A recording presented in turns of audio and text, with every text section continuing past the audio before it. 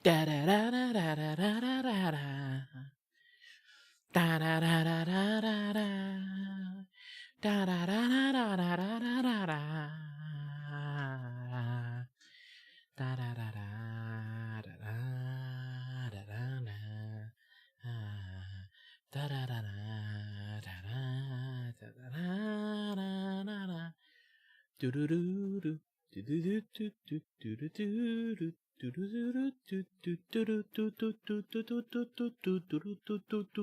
do do. Yeah, I become fatter. Working actually makes me fatter, so I quit my job. No, I didn't. I actually did quit my job, but not because of that reason.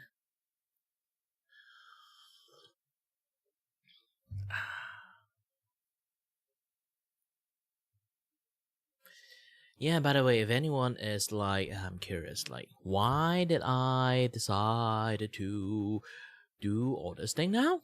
Oh, it's easy. It's just that I decided not to, like, the mic. All right, all right, should be okay. Better, better. Yes. Um. Yeah, yeah, yeah. Slight boost.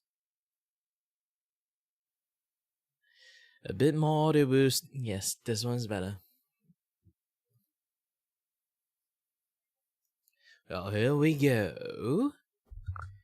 I'm trying my best, like, not to talk as loud as I used to. I guess. I hope. I wished. But yeah, not a lot of times I can actually like do this properly. I need a new type of audio setup to help me improve my streaming stuff and also voice acting and stuff because my drawing tablet is like right down here, so like I can't do too much. Like having this thing is pretty difficult. So yeah, I need to find some way to cushioning up some of the reverb, and yeah, I had to turn down the environment noise,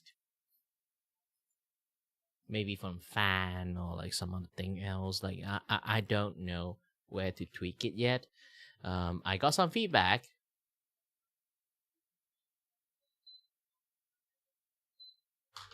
So I decided to do a few more things. Do a few more things. So instead of making a voice demo that have multiple things mixed together, I'm going to choose to make a lot more voice practice being generated, and then I'll do that voice practice. Aside from that, like, hi there, everyone. Welcome to the Kira Falcon stream. My name is Kira Falcon, and I'm your host and your void with voice. Here's to entertain you, and may or may not have no idea what the heck I'm doing. Sorry, my voice went peak a bit.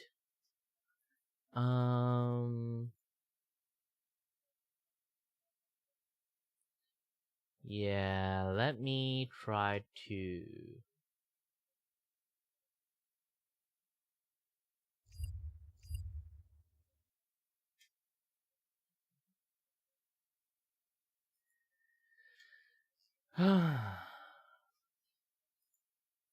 Oh, it's no longer available.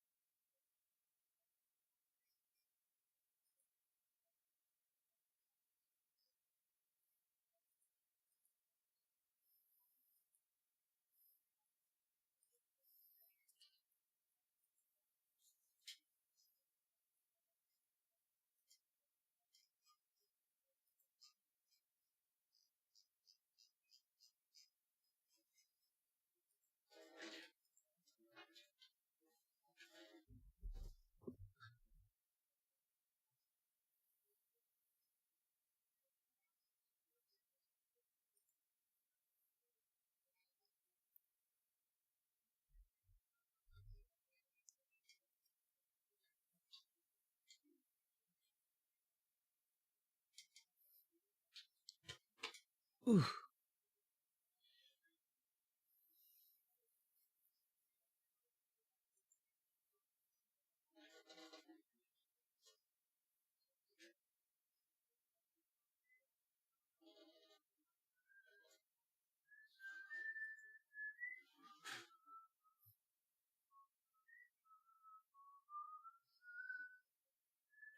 Hmm.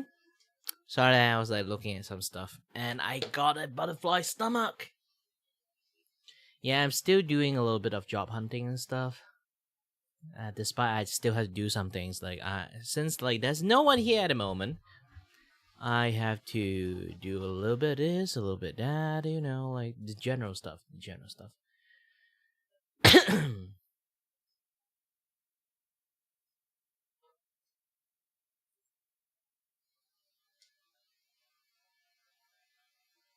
There's like the engineer and the UI stuff, 3D environment, 3D artist. Oh no. Actually, I think I can join the 3D artist pool.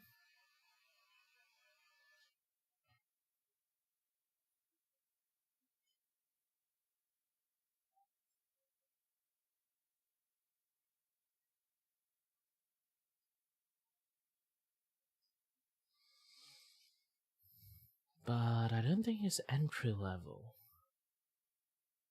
Let's see. Is this thing like the environment artists or 3D artists? Are they kind of like entry level?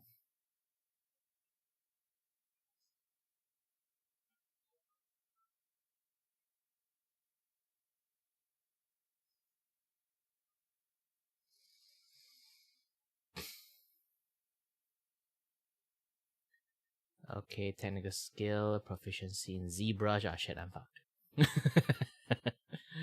ZBrush, oh, I'm fucked. Substance Painter, oh, I'm fucked. Now I kind of think about it, like, holy shit, what have I studied so long?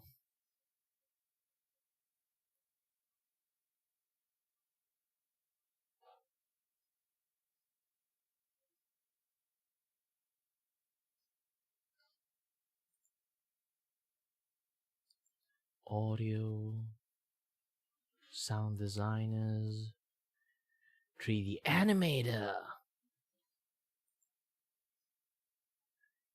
game VFX artist, gameplay engineer, lead designer, yada yada stuff, blah blah blah blah blah blah.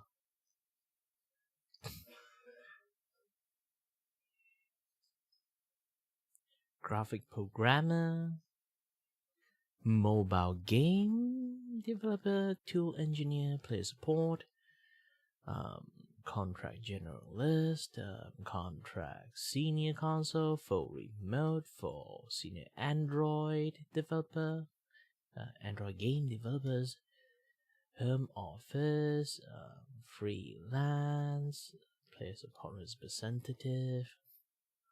What this thing actually do? Provide customer support, technical issues, resolutions, email, phone, chat, social medias, or other platform. Handle multiple concurrent chat and email interactions. Identify correct advise technical issues in customer computers, mobile app, or video game console. Identify, attend to the customer, blah blah blah, feedback, team members based on independent testing. Perform quality checks on work documents, including but not limited to areas of customer service, quality assurance, QA stuff, and English language in natures. Able to work a weekend and public holiday based on shift roster schedule, frequency, verbal and written communication skill in Chinese and English, with additional Asian language skill in either of the following. Due to need to handle the query incoming tickets, this in Asia, Chinese, and also English. I possess customer focus on mindset, able to troubleshoot. Appreciate games is advantageous. meticulous team players, result-driven personalities. Equip blah blah blah demand. Ooh, independent contractor willing to work in rotating shift. It just say $12 per hour. This is actually really a lot. This is actually a lot. Yeah, there's no benefit. Obviously, it's a work from home. Have to think about it because I can't read Chinese. I have to like fluency and verbal written communications in Chinese and English. I can't write in Chinese that well anymore. I can try to relearn it, but it's going to take a while.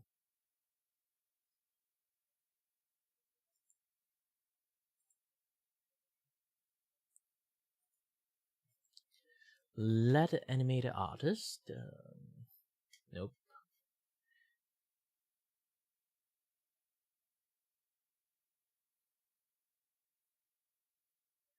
Support executive, Unreal Engine, business development managers, player support, full time, remote.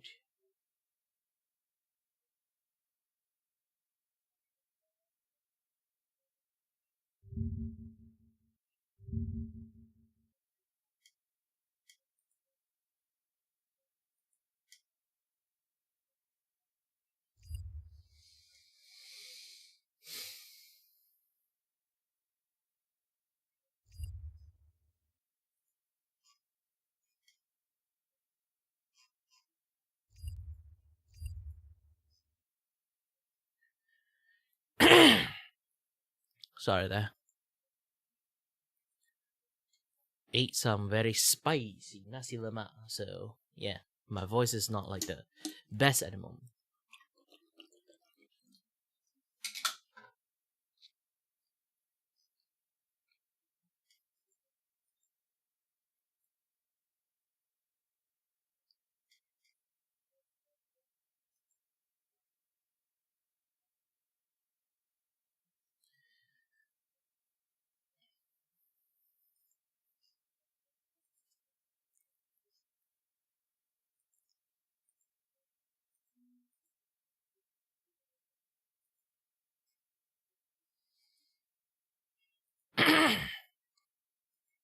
Yeah, I don't think I can see anything that useful at the moment. So, yeah, let's going to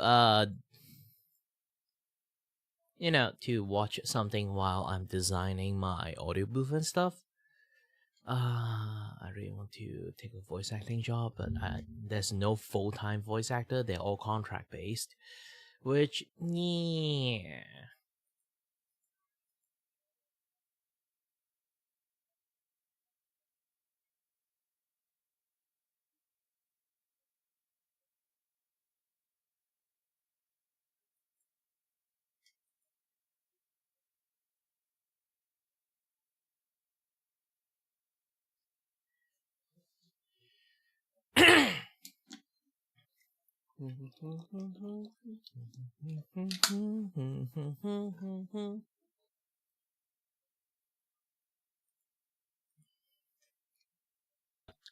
Due to how human. As great as the hardware and games look. Yeah, I'm still doing a little bit. Sorry.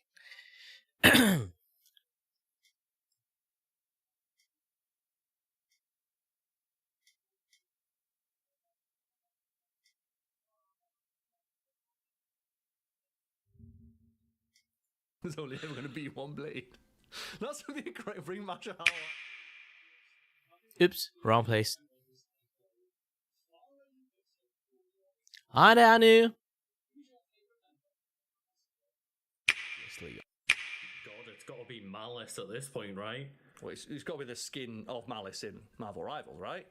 Of course, yeah. It's a fairly well-known fact in nerdy circles, and if you're watching this video after clicking on it because of the thumbnail, you're in those circles, I'm sorry to be the one to let you know that in 1994, a studio released a movie starring the Fantastic Four for no other reason than to hold on to the rights. Doom,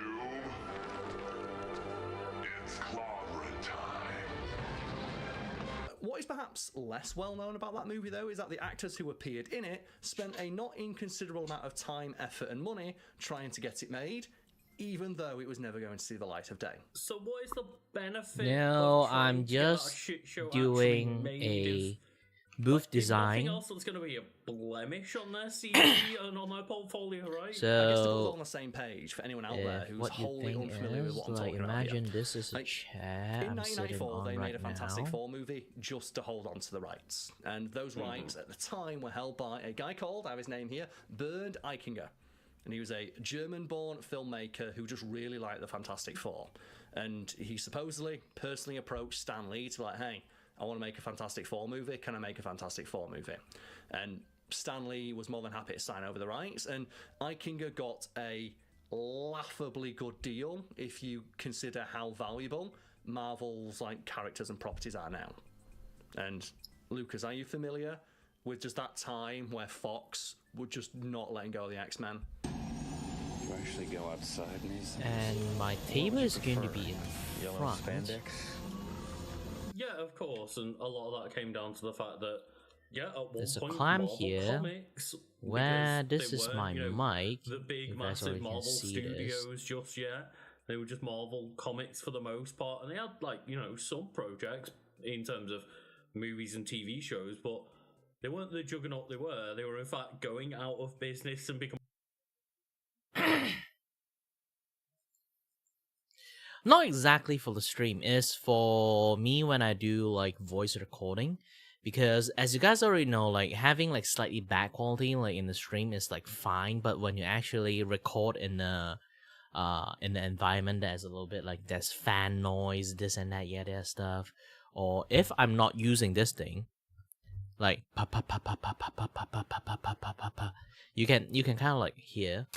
So if I remove this mesh, pa pa pa pa pa pa pa pa pa pa pa pa pa pa pa pa, there's a very big difference. You might not be able to hear it because like depends on like how sharp your ears is. For me, I don't really have a too sharp of an ear, so I need someone else to hear it for me.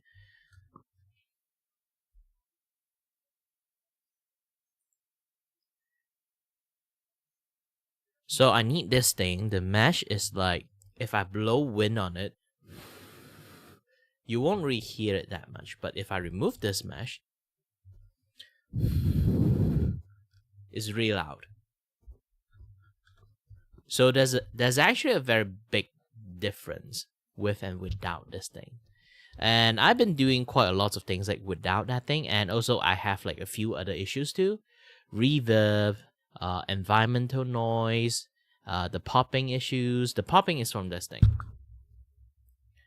Is like not some things that people can hear like very nicely, but it's still needed.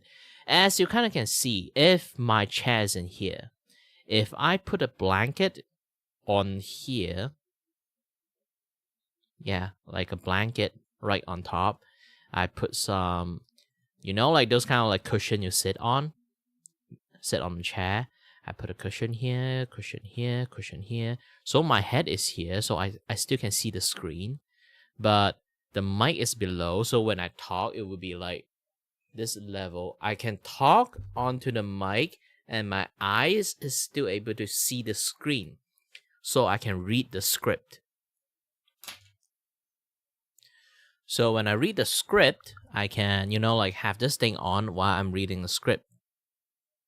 So I'm still doing quite a few like measuring, like how tall this thing would be, this and that, yeah, stuff. Speaking about how tall, I need to measure the height.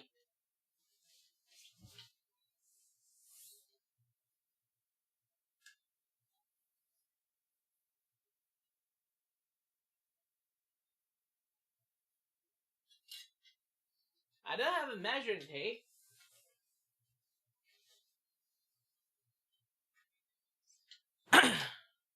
I don't really have a measuring tape, but at least I have like a lot of like long ass ruler, so.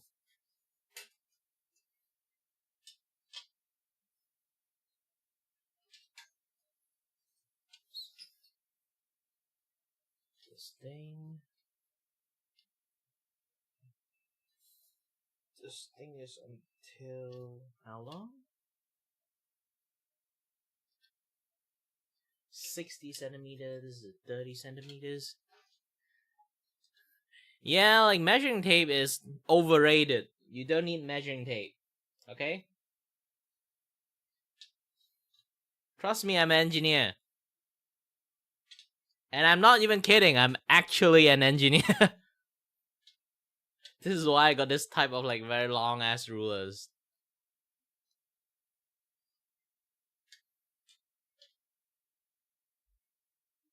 So I need to have this like on the eye level, and then the mic is there.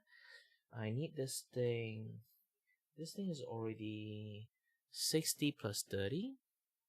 So it's already 90 centimeters.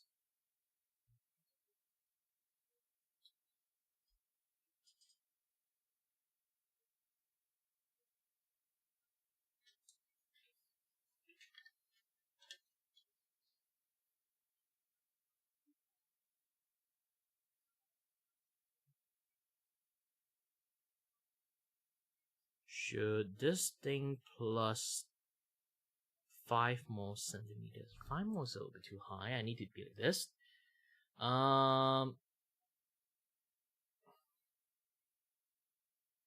Like this. I add 3 more centimeters.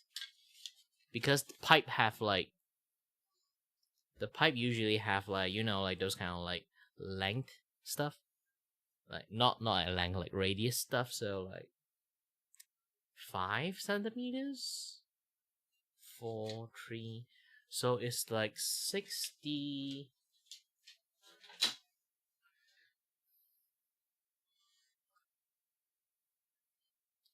It's like a 63 centimeters to my eye level from where I'm sitting right now. So 60 is like somewhat in this. If I do something like this, it's kind of fine. Alright, good. So I can do this one. 60. Good. And then with the top of my head, I need those rulers.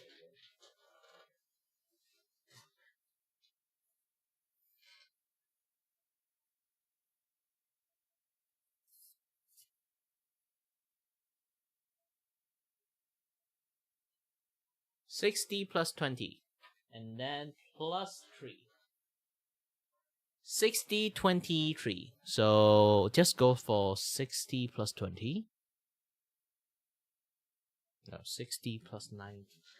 Yes. 20 plus 90, so 100 and...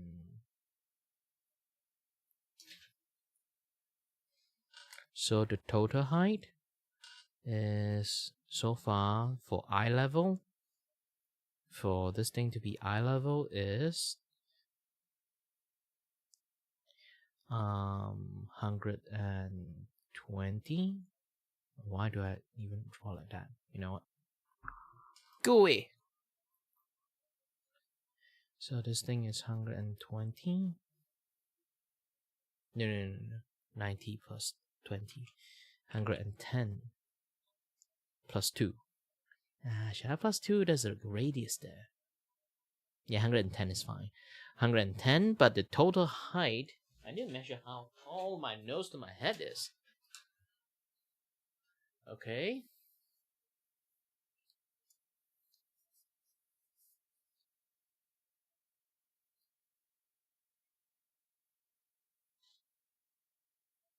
Let's more or less add another 20 onto it. So the height is 130. Total height, 130. In here, I need a pipe. Oh, wait, I need to remove most of the things I just draw as example. Hold on a little bit. And the wiring is not helping me.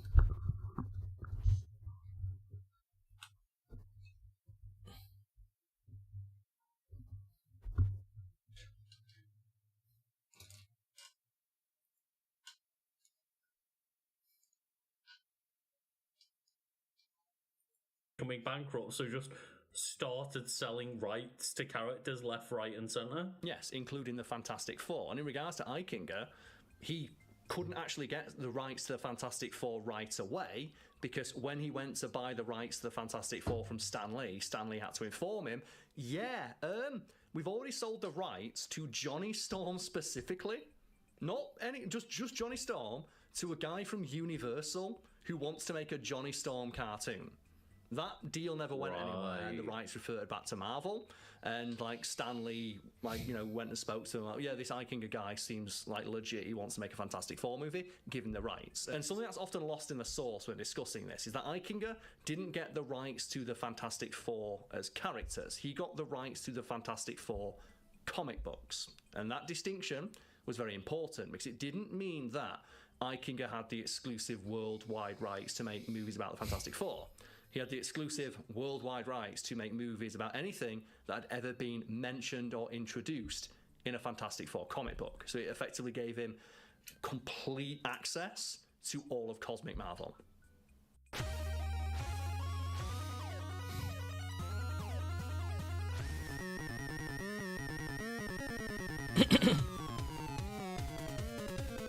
Yeah, because a lot of those things would have been introduced through Fantastic Four because Galactus was a Fantastic Four villain, and a lot of those stemmed from the Galactus side of things. Yes, and Eichinger owned those rights free and clear, and under the terms of the deal he signed with Marvel, all he had to do is make a Fantastic Four movie every 7 years. And you might be thinking, well, I've never heard of this Eichinger dude, but I've heard of Fox, who had a similar deal with the X-Men and the Fantastic Four. Well, Fox bought the rights off of Eichinger, and when they did, they got the same deal because they bought his contracts out from under him.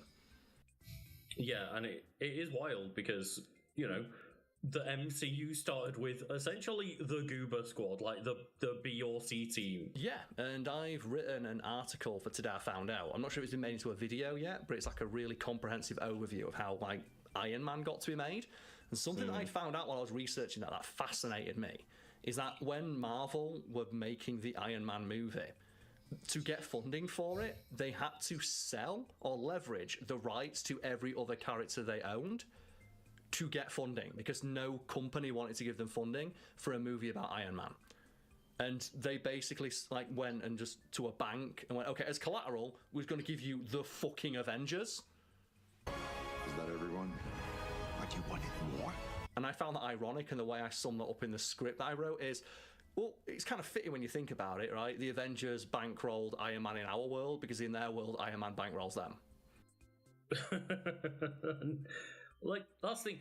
Avengers aren't the big Marvel team. X-Men are the big Marvel team, and Spider-Man is the big Marvel character, and the Fantastic Four are the first family of Marvel, and the only one they managed to get while still letting Universal make the movie was the Hulk. That was the only real big Marvel character that would be considered like an actual A-lister of Marvel at the time. Yeah, and like I said, that script, when I was researching it, was fascinating, and there's so many like little details that I found out about that I had never heard before, and hopefully when that video gets made, people similarly find it interesting. Like, and in regards to today's video, the detail that I found amusing was, yeah, Marvel had to just leverage the fucking Avengers. And if the Iron Man movie would have failed, they'd have lost the Avengers to just a fucking bank, and we'd have had a bank that owned the Avengers. We're not very far off at this point, right? Pretty much, yeah. Like Marvel's effectively a bank, right? But in regards to Eichinger, when he got the rights to the Fantastic Four, the story goes that he tried, and he really did try, to make a good Fantastic Four movie. But when he pitched it to studios to get some funding, every single one of them told him to do one, because his ideas were just too outlandish and too ridiculously difficult to accomplish with the CGI and limited special effects of the day. For example, he wanted to put the Silver Surfer in the movie, and they said, well, how the fuck are we going to realise the Silver Surfer? with like 1990s technology. Like this is like, keep in mind when he was like shopping this around, this is like pre-Jurassic Park.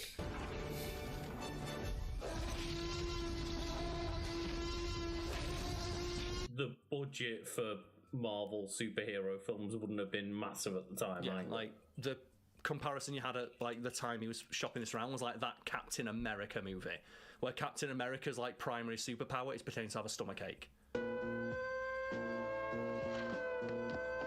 Is it the film, or was it like a TV show or something where he had like a translucent plastic shield?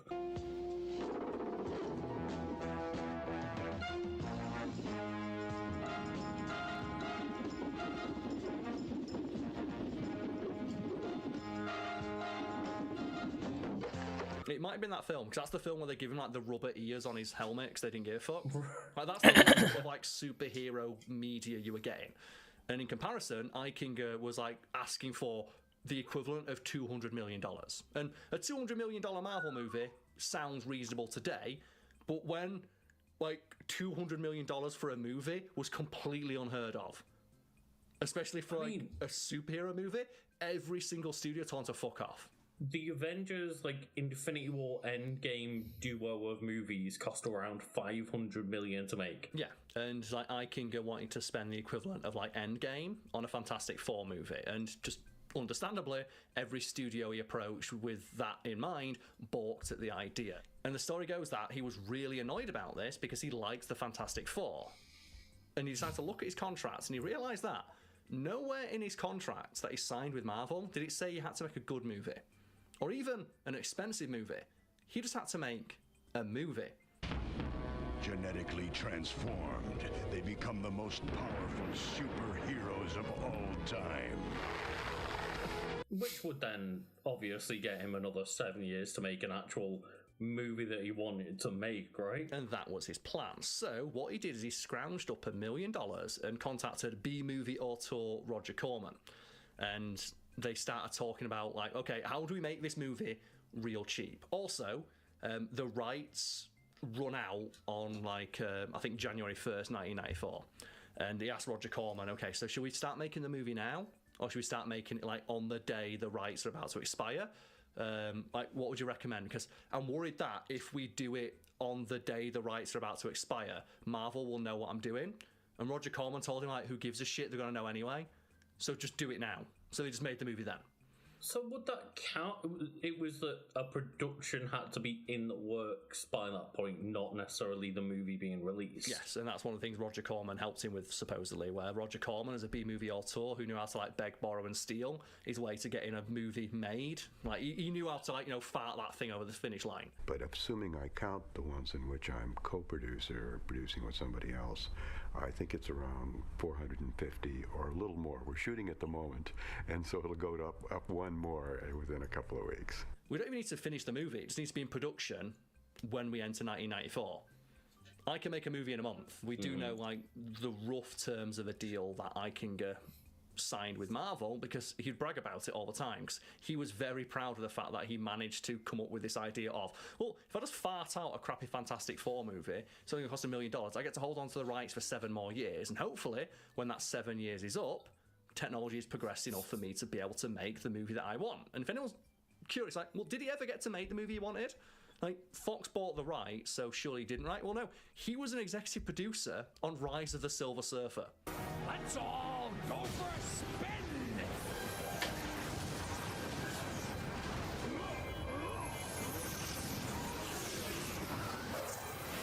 Oh, god damn it. Well, obviously that movie fucking sucked, but he did get to make his dream Fantastic Four movie. He got to make the movie he wanted. He's had to wait 20 years.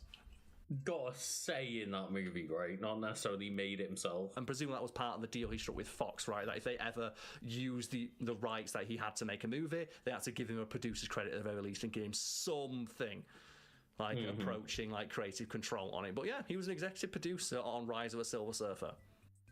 And that thing is, a lot of the time, executive producer can be something as simple as like, again, you signed a contract over to us, or you gave us X amount of money and we'll just slap your name in there. You had nothing to do with it, really. It was like Stan Lee was an executive producer on like every single Marvel movie, right?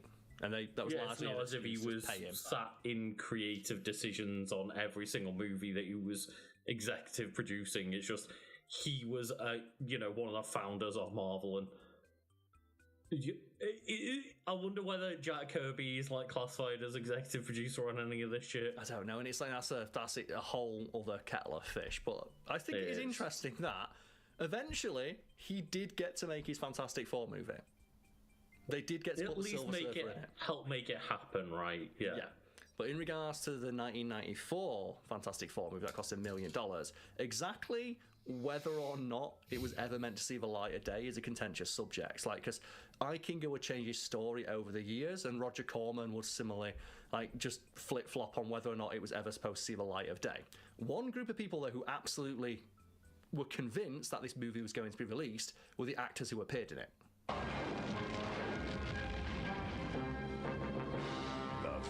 Fantastic Four.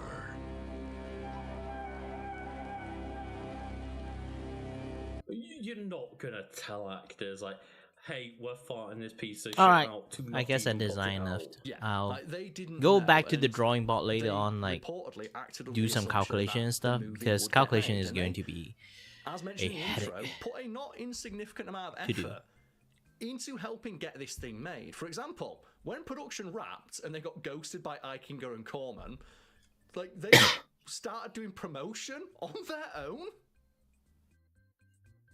But I guess, if you're convinced that this is going to be your big breakout role, you kind of would, right? Yeah. So one of the things that they did is, they tracked down the costume designer and they asked them, "Do you have our costumes?" Because he's like, "Yeah."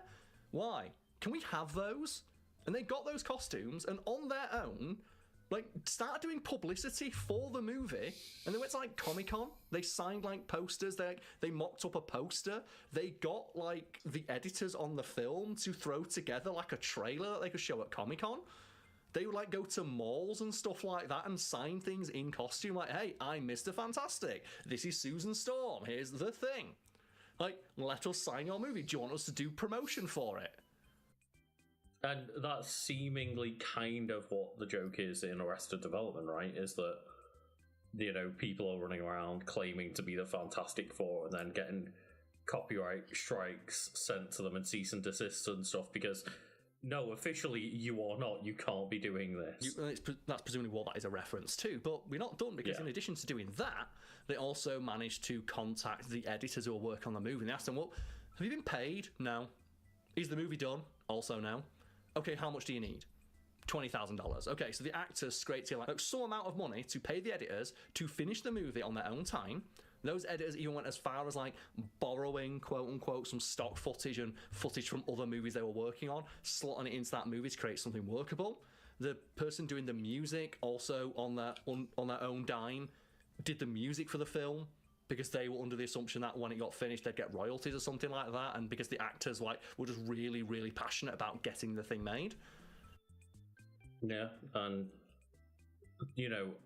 as far as I'm aware, it never got an official release. It got this close for a little while. This is where it's really frustrating, because it got this close. So after the actors had worked their arse off promoting it all off their own back, they managed to cobble together a work print. And they'd been doing publicity. Like I said, they'd been to Comic-Con, they had publicists, they were doing interviews with Nerd Interest magazines, they were signing things in costume as the characters. They cobbled together that work print and arranged to have a screening at a mall. And that was going to be the big reveal. It's going to be the premiere of the Fantastic Four movie. And depending on who you ask, it was either the week before, or in some versions the day of. They just got a cease and desist that just said no. It's not happening. Which is fair, because they don't own it. Well, that's the thing as well. Joe did own it at that point.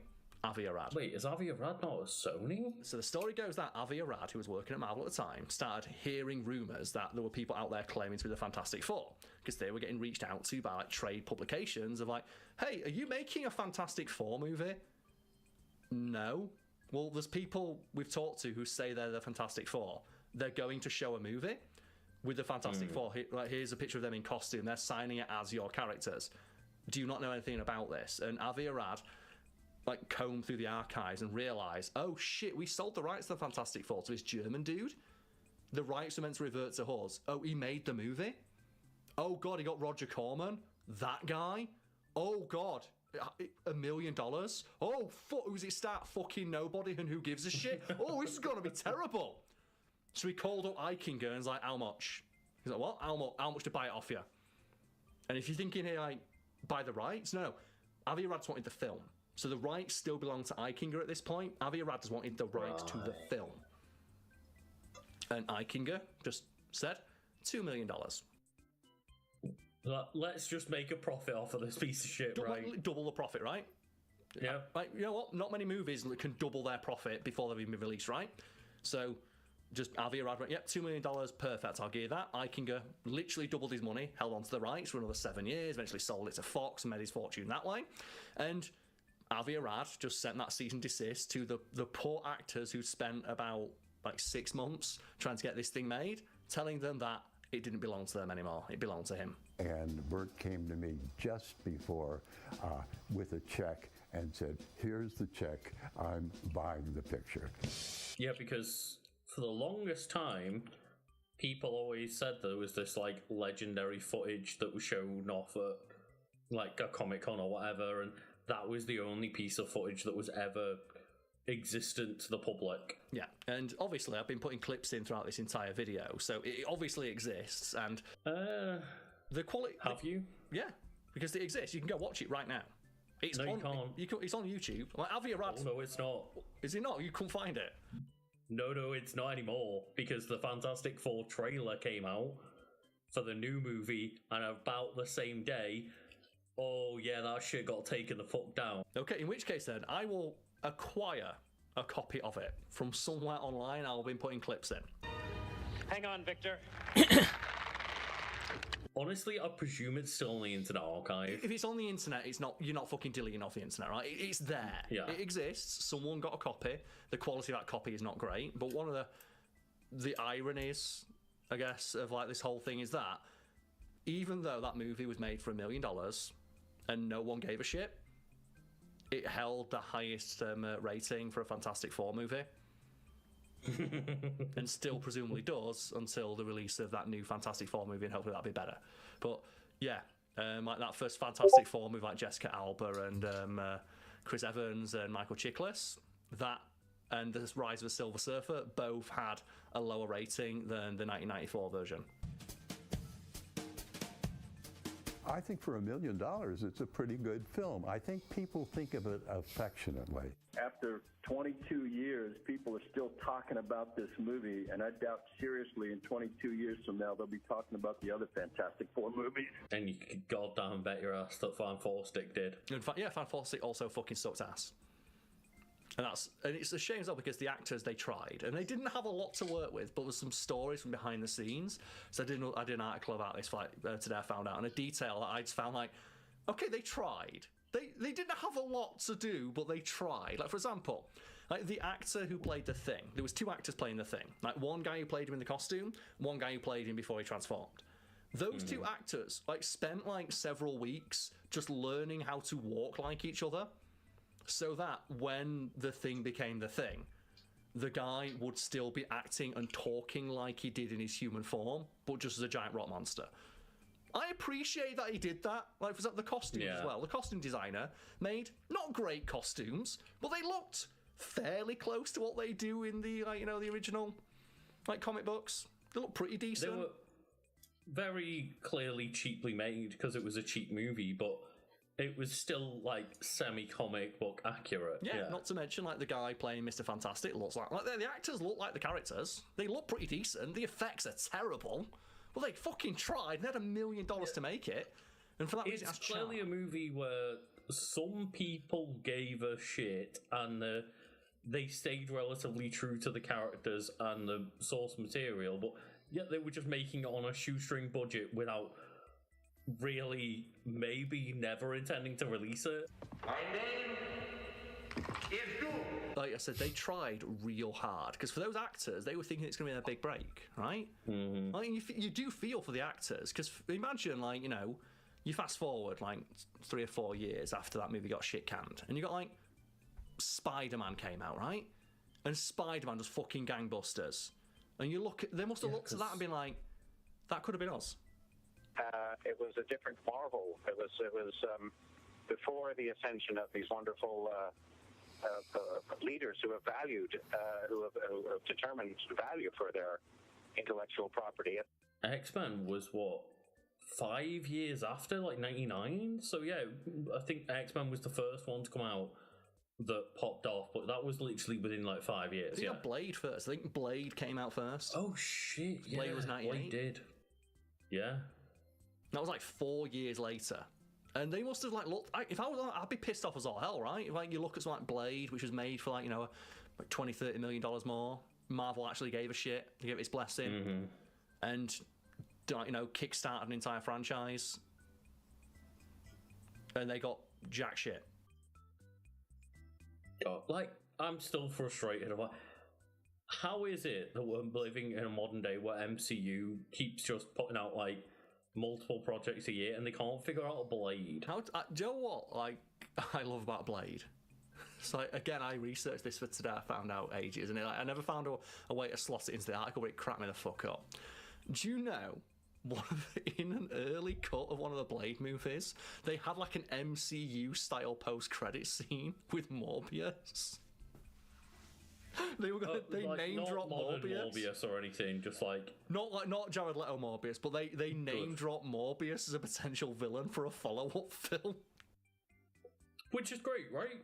Morbius is like a half vampire. Yeah, he'd been a great villain. It was just the fact Morbius was potentially going to be one of those movies. Then you're back in the cloth.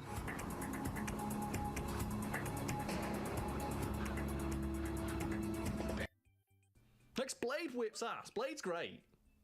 Never forget, just 90s Spider-Man Morbius with little hand suckers because he couldn't suck blood out of people, like for age rating sake. Like Blade whips all kinds of ass. Like you said, I don't know how the MCU keep messing it up. If like get Mahershala Ali in a trench coat and I mean fucking just backflip kick vampires for 90 minutes, done.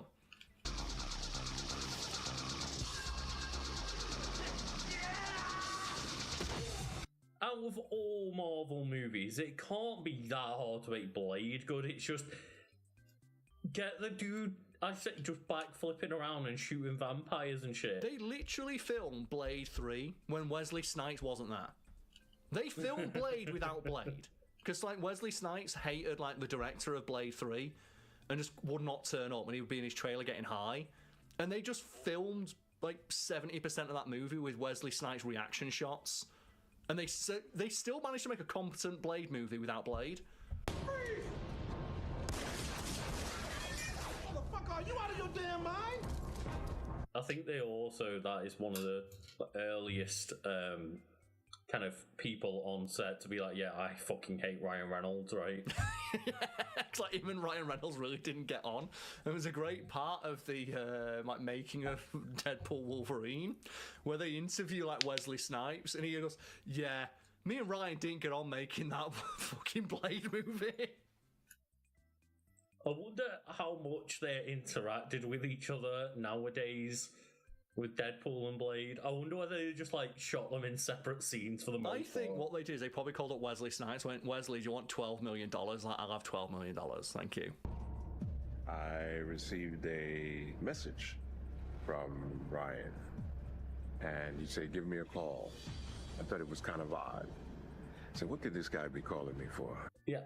How much money is enough money for you to not give a shit about Ryan Reynolds being on the same set? It's like, Wesley Snipes, have you finished paying off all your tax bills yet? It's like, no, I haven't. Easy money, baby. Let's get him in. And we'll give him props, though, because when he's like in the interview, he's still shit-talking the movie even though he's in it. Because he like looks at the costume and he's like, the costume that I wore back in the 90s, shit, I drip. This shit sucks. This costume is a little different from the one we had before. It's less shiny. Yeah, it's less sparkly. I don't have the same drip that I had in the other ones. Blade had drip in the 90s. He ain't got it no more. It's like, he did. To be fair, he is right on that one. Like, that was a generic ass Blade outfit. It's like, it's not even shiny. No. It's not even shiny. What are you doing? He doesn't, like, fucking do a single backflip. What's going on? But he does say there's only one blade. I do appreciate that. It's one of the funniest line. lines, right? About there's only ever going to be one blade. It's like, you're right. There only ever is going to be There one. might be. What's your favourite cameo in that, and why is it when they just say Ben Affleck died and no one gives a fuck? Is that the best bit, Just right? Jennifer Garner being like, you know what? Don't give a shit about Ben Affleck anymore. It's like, yeah, Ben Affleck, Daredevil died, and it's like, who gives a fuck? Oh god! Like, obviously, my favorite cameo was Laura Kinney coming back, but it was great just seeing Jennifer Garner come in. Like, yeah, absolutely fuck Ben Affleck. A lot less skin. Elektra always had a lot more midriff showing, which we wouldn't need that now. That's not necessary. Elektra's had 3 kids. So one actor that I want to shout out from like Deadpool Wolverine is Emma Corrin. I love their performance as Cassandra Nova because just they played that role so well. And I love that they perfectly blended like the James McAvoy and Patrick Stewart performances. A Wolverine! I wondered when I'd get one of you. And also just the creepy long fingers that they kept putting in people's heads. Oh, like so good. Like any other like there were moments in that film, because like you said, like Daphne Keane came back and was like, yeah, little baby Wolverine. Did you forget how good her performance was in Logan? She was like 8, right? She was young. I can't remember whether she was like maybe like 10 or something. But the fact that she gave an incredible performance in 2 languages, because there's that moment where she just like cusses them the fuck out. It's my favourite part of Logan, because that's the moment Logan realises that it's his daughter, right? Where he looks, when she's yelling at him, he just sees like the mini feral animal. It's like, fuck, it is her, damn it. It's like, there's no denying that that's his kid when she starts screaming in Spanish, like, fuck. And I am not taking you. Don't fucking hit me! Don't hit me! Jonah, Gideon, Rebecca, Delilah, Victor, Jonah. Oh god damn. But yeah, just like Daphne Keane, I should say, was playing Laura Kinney is like maybe my favourite part of that movie, and just the fact that like gone from, I should say, like feral child X-23 to just disappointed daughter, or like, you know, it's a weird relationship, right? Because they're more like a clone than a daughter, but essentially daughter. And it's just like, oh man, you would have been there. Why weren't you there? You can talk. You can talk. Well, speaking of like behind the scenes stuff and Wesley Snipes doing like Blade Has No Drip, there's a fantastic like behind the scenes thing from the making of Logan, where they gave Daphne Keane her Wolverine claws. And she was really excited to get her little baby Wolverine claws. It was like a great... I would be. Yeah, it was like a great behind the scenes bit where they give her like the special shoes that give her Wolverine claws. And she's just there like, yay! I get to murder people. It was like a really great like photo she took with Hugh Jackman where she's wearing his giant claws. Oh, that's really cute. It's so good. Like, that's the fight, like their like acting against each other is so great, and I love that they do the classic superhero thing, like when she runs and jumps off his back, right, during the fight.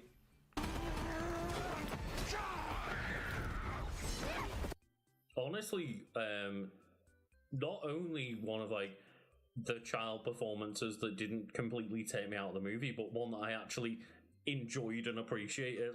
Obviously, a lot of the time, she just sat there silently angry at people. But she just mean-mucking people like left, right, and centre.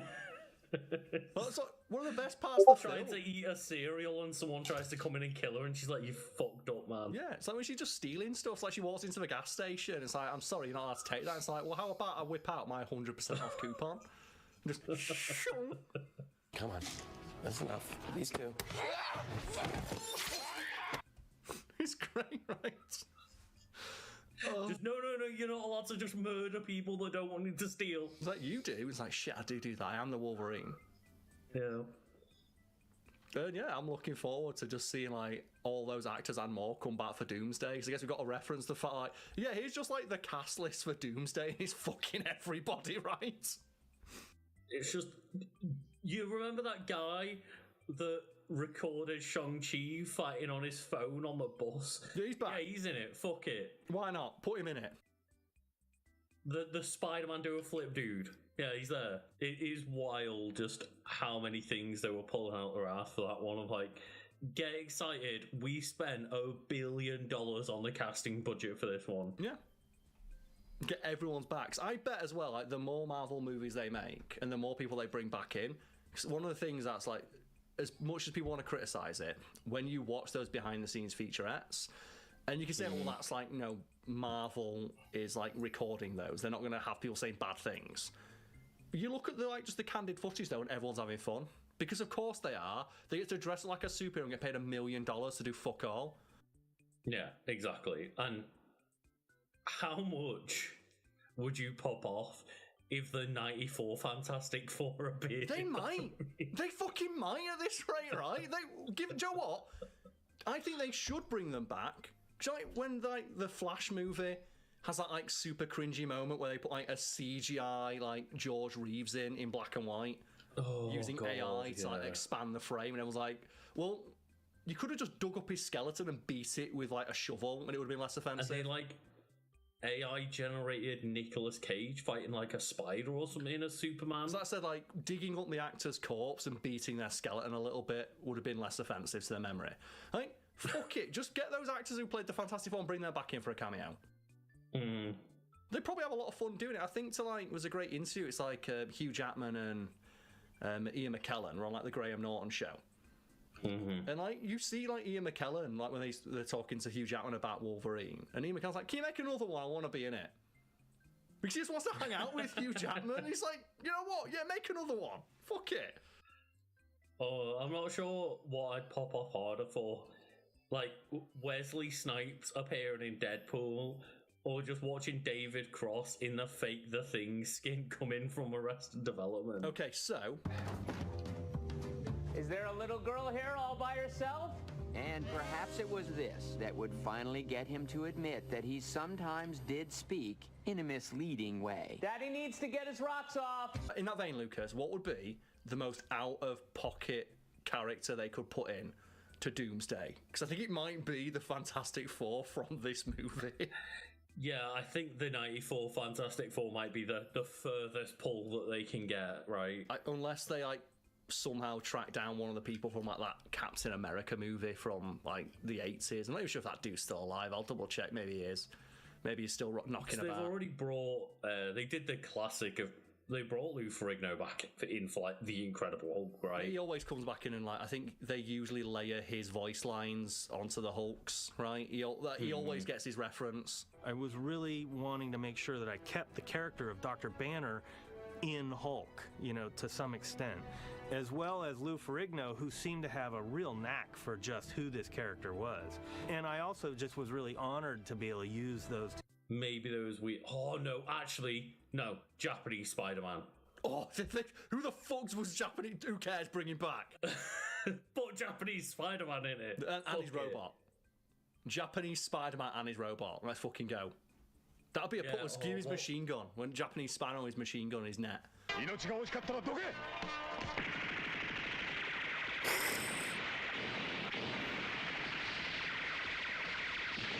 Oh, I can't even remember what the mecha's called that he brings Leopardon. Leopardon, yeah. Like, if we got Leopardon come in to try and tackle Doctor Doom out of frame, just goddamn That'd be great. Like, you know what, Japanese Spider-Man would be a... Oh, by the way, if you guys didn't know, Power Rangers aren't the one that start with the mecha stuff, Japanese Spider-Man did it first. If you guys didn't know, yes, it is a very hilarious thing. It's like, I forgot, I think someone stole the mecha suit. So they just reused the same suit over and over and over and over again because of that too. Like, Leopardon is like the first kind of like, like superhero, like, like Power Rangers style kind of like show, that come with the mecha first. Yeah, that's the that is like the strangest thing in the world. It's like, it's not even a normal concept in the first place, having a mech like suddenly get summoned. And yeah, Spider-Man did that first. Spider-Man did that first, and then later on, Power Rangers also have it. Technically, it's not Power Rangers. Super Sentai's have it. In some sense, Super Sentai copied Spider-Man, the Japanese Spider-Man, but with a team. It's like it's already a concept, but like the general like filming concept about how Super Sentai work is actually copied off like the Japanese Spider-Man one. Yeah, it's pretty shocking, right? A shout. I'd also like just there's a couple of the Netflix shows I don't want to see the actors in, but just if they got back like Kristen Ritter as Jessica Jones, just because. You know what? It would be fantastic to see like, oh, we all spawn in on Battle World, and immediately Doctor Dooms goes, "I'm not fucking around," and murders Finn Jones. Second one. No, do you know what I want it to be? Have you do you remember like Mortal Kombat Apocalypse, where it's everybody who's been in Mortal Kombat up to that point? And like the opening cutscene is 50% of like Mortal Kombat's roster dies. Like straight away, I think it's second one, Stryker just cold cocks Melina and kills her instantly. Do that with like the jobbers from like those Netflix shows, like Finn Jones gets just instantly fucking murked by like Shang-Chi or something. Well, it should just be 50 variations, like 50 variants of Finn Jones as Iron Fist. Just all of them come in and like, oh, I've brought in every single Finn Jones Iron Fist from every multiverse in existence. They're all dead. We're never getting, like, he'll confirm him. Or do it like, have you seen like the pitch someone has had for the like Helldivers movie? You need to get the Helldivers movie, all the Helldivers played by the biggest name actors you can find, and just every 5 minutes kill one of them off and have them replaced by another actor and never mention it. Oh yeah, 100%. Do it like that. Like have Finn Jones walk into frame, get immediately fucking killed by another Iron Fist, and then the other Iron Fist takes his mask off and it's another Finn Jones. Like, it's Expendables, but when you replace one Helldiver with another, you have to act as if they're the exact same Helldiver. Yeah. But it's a brand new, you know, as I say, quote unquote expendable style action movie star. Oh, what you do is you bring in Ben Affleck as Daredevil. It turns out he wasn't dead. Bring him back. I wonder whether Ben Affleck could be more down to play Daredevil or Batman again. He'd be 100% down to play Daredevil again. The paycheck could be bigger, right? Yeah, bring him in. If you told him Matt Damon will be in it, he'll definitely turn up. Like, give Matt Damon his cameo as like the one member of Asgard who just like plays Loki, right? Yeah. Bring those like dipshits in. Who cares? Hella. Oh man, bring Kate Blanchett in. Just put her in the outfit again. Don't even make her act. Put her in the outfit again, please. They'll get AI to just take footage from. Well, I think Marvel won't do that because they can actually afford to get the actors in, and also the actors want to be in those movies. Oh yeah. Right, so yeah, folks at home, let's hear your like most like out of pocket pulls for like Doomsday, because clearly that cast list is not the full cast list, right? It's not going to be everybody. Yeah, the fact that that's the day one, no spoilers version of the cast list. And it's already 50 people long. Nick Cage might turn up. Lucas, what do you do? Like, can you imagine if you're watching a scene and you just hear from offside of like, you can't live in fear. And you just see Nick Cage like swagger in from like stage right as the just Ghost Rider. Just pissing fire everywhere. As the Ghost Rider. Oh, never forget he did that. There's a scene in one of those Ghost Riders movies where he takes a piss everywhere as Ghost Rider and just expurts flames. The only cool thing about that second Ghost Rider movie is when they establish that anything Ghost Rider drives instantly becomes like his mount. And they have him go, well, what does that mean? It's like, well, he gets in a truck. Okay, now your truck becomes like a flaming cool truck. That's awesome. And then he gets on like the fucking like land excavator. It just turns out the Hell Machine. It's like, give him that, have Nick Cage turn up flying the Shield helicarrier. No, have him turn up just Combine Harvester. No, have him turn up on that little scooter that like Mark Ruffalo rides. Have him like ride the Marvel equivalent of Scooty Puff Jr. And rock up. I say we could have that, Lucas. We could, in a couple of years' time, we could be sat here still making fact-themed videos talking about how hype was it when Nicolas Cage turned up and killed Finn Jones. How hype was it that Idris Elba came back and he wasn't Heimdall? He was the guy from Ghost Rider 2 that like tried to exercise Ghost Rider. I forgot he was in that because there's like 4 actors in Hollywood, right? Oh fucking hell! Get Anthony Hopkins back in. Who gives a shit? Do it. I don't care. Bring them all in. I would like to see all the old actors, like fucking just get some skeletons in there, like get someone who died and put them in. Oh, we could finally get Marvel's unkillable mutant back from the dead. Oh yeah, bring the guy who plays Darwin back and kill him again. Kill him again. Like they've got to do that, right? Bring him back and have it turn out that he was there all along and he never died. Oh no, just have it be that the first person Doctor Doom kills is the kind of contact. Just once again kill off Marvel's unkillable mutant instantly. Yeah, one of Fact Fiend's most popular videos because it does fucking suck for that dude, right? It's like just the way it's summed up that always makes me laugh is like, okay, Darwin, who are you? Well, my power is adapting to survive. It's like, well, your power's hard to explain and you're black, so good luck. And it's like, that's how the conversation went for the actor, right? And you feel so bad for him because that's what they said. Right? It's like your power's difficult to explain. It's like, that's not a cool thing to show on screen, right? Just, I'm sorry, it's way easier to just make someone look cool by fucking have them scream at the ocean and fly. I'm sorry, you need to die, Seymour. Just don't put him in. What's your one power? Oh, I'm unkillable. Die second one. Great. It's like all those X-Men as well. Do you think we're going to get like, is Halle Berry confirmed? I didn't look. As Catwoman, though. From DC. Yeah. Oh, she could do it. Why not? Fuck it, bring her in as Catwoman. She don't give a shit. It'd be great. So you think we could potentially like alternate versions of characters. Like, give me like the Halle Berry with the bad African accent. Oh, give me God. it. I need bad African accent Halle Berry back. Bring Age of Ultron Scarlet Witch back in and just have Elizabeth Olsen be like, why the fuck are you talking like that? Or bring both Quicksilvers. No, they did. Yeah. But then they faked us out. It was both Quicksilvers. You could do it. There's gonna be so many, Luke. It's gonna be hilarious. Like, there's just like, I know it's gonna be like when I watched Deadpool Wolverine for the first time and I fucking just burst out laughing.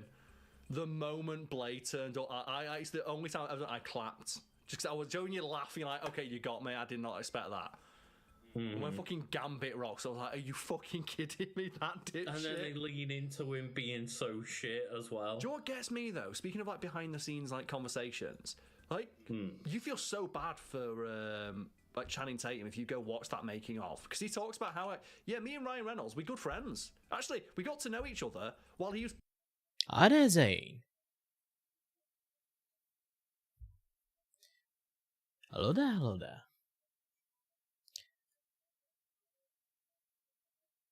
Well, you already missed the part I finished designing. Actually, it's not actually designing. I'm just marking all the parts that I need.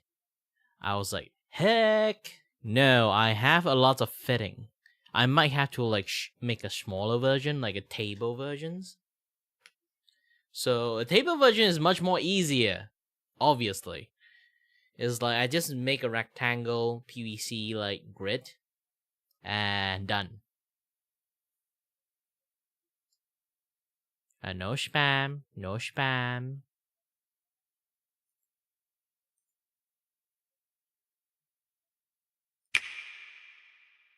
Oops, wrong place. And I really don't like to do a lot of moderation stuff. So, you didn't look at the rule. You did a spam.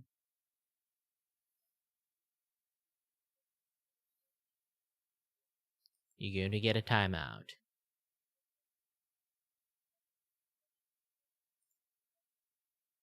Confirm.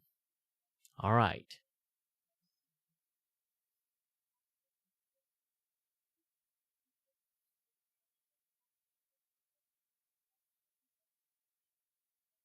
There's a rule there.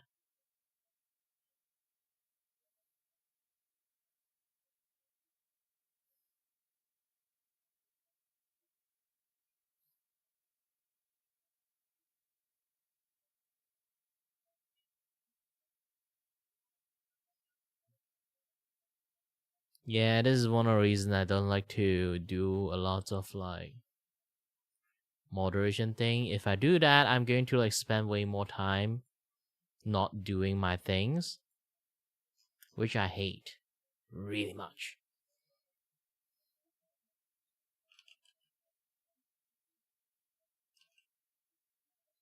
It's not like I'm too lazy to moderate, it's I will moderate, and I hate to do that for that particular reasons.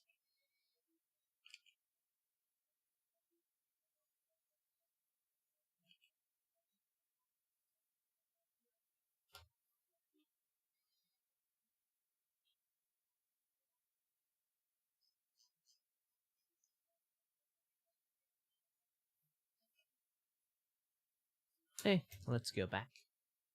Oh, it's already Promoting finished. Blade 3. You know what? Let's watch something else. Yeah, the Law of Chaos. Watching the most cringiest person online, but she still earns lots of money. That's the thing. She might be cringe. She might say something really batshit crazy, but still at the end, she's earning shit tons of money. She is literally a millionaire, which a lot of streamers wish they have. They have that fraction of the fame, just a fraction of it. Look at me right now. I only got like one viewer here. Either way, yeah. E-girl in trouble. Pokimane is getting her career destroyed. Now, you might say, what career? I thought she fell off ages ago when she sold overpriced cookies and then made fun of her audience for being too poor. Yes, we will probably cover that, but her career is extra cooked because instead of going the route calling people poor, she has now gone full eat the rich, Hassan Piker manifesto, insano style, trying her best to virtue signal herself into a little bit more controversy, trying to get those remaining woke points while the internet still cares about them before, you know, the Trump administration completely ends that style. So a shout out to Baroque Boys. It's gonna be crazy. More Pegasus made a video on this, as you know. I'm very excited to see what this is all about. She has truly reached 110% cooked with this one. Her career is over, and I guess that's what happens when you read the Hassan Piker manifesto. Hell yeah, dude. She's a socialist with a Gucci bag, for real, for real. Anywho, let's see what this is all about. I love some downfalls, and it appears like we're getting a very juicy one today. Pokimane is back in the news. So recently she went on a stream with Jason the Ween and started ranting about rich people. And naturally this made... Here's the thing. Like this is the funny part of the thing is like she literally is a millionaire. She's legitly a millionaire. She can go to shopping and don't care about like what the heck she buys. She can buy it. You know? She don't have to worry about, oh, this week I need to like eat cheaper food because, you know, I spent a little bit too much last month on like maybe fixing the cars, or like, oh, my house like water broke, I need to call in some people to fix it, things like that. And then now you have to eat like $1 nasi lemak, stuff like that. Like, no, she never will have that ever happen to her. Like, she can literally have like one of her house like blow up, she blew it herself up, and then like buy a new house immediately. No issues. But better not blow up the house, okay? God, how does she keep doing this? God, how are you so pathetic? All right, let's do it. Pokimane net worth. Again, this is like her 1000 IQ move. She know that she's not on the page. She will say something batshit crazy and make herself back on the page again. Everyone know that. Everyone's still doing it. Pokimane net worth. All right. So according to Celebrity News Worth, she's a net worth of 10 million. All right, that's a lie. She's definitely worth more than 10 million. All right, whatever. You can't trust the media. The media's liars and frauds. She's definitely worth more than 6 million. Not even close. But anywho.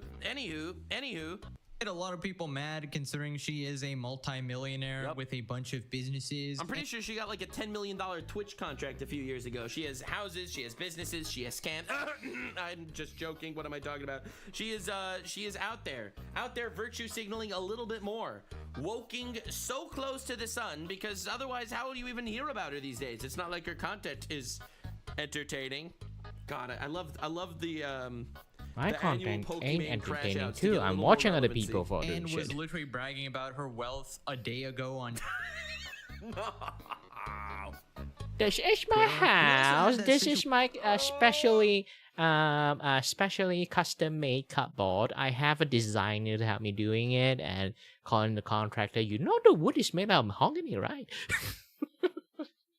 See, this is amazing. This is incredible. The unbelievable brat moment, dude.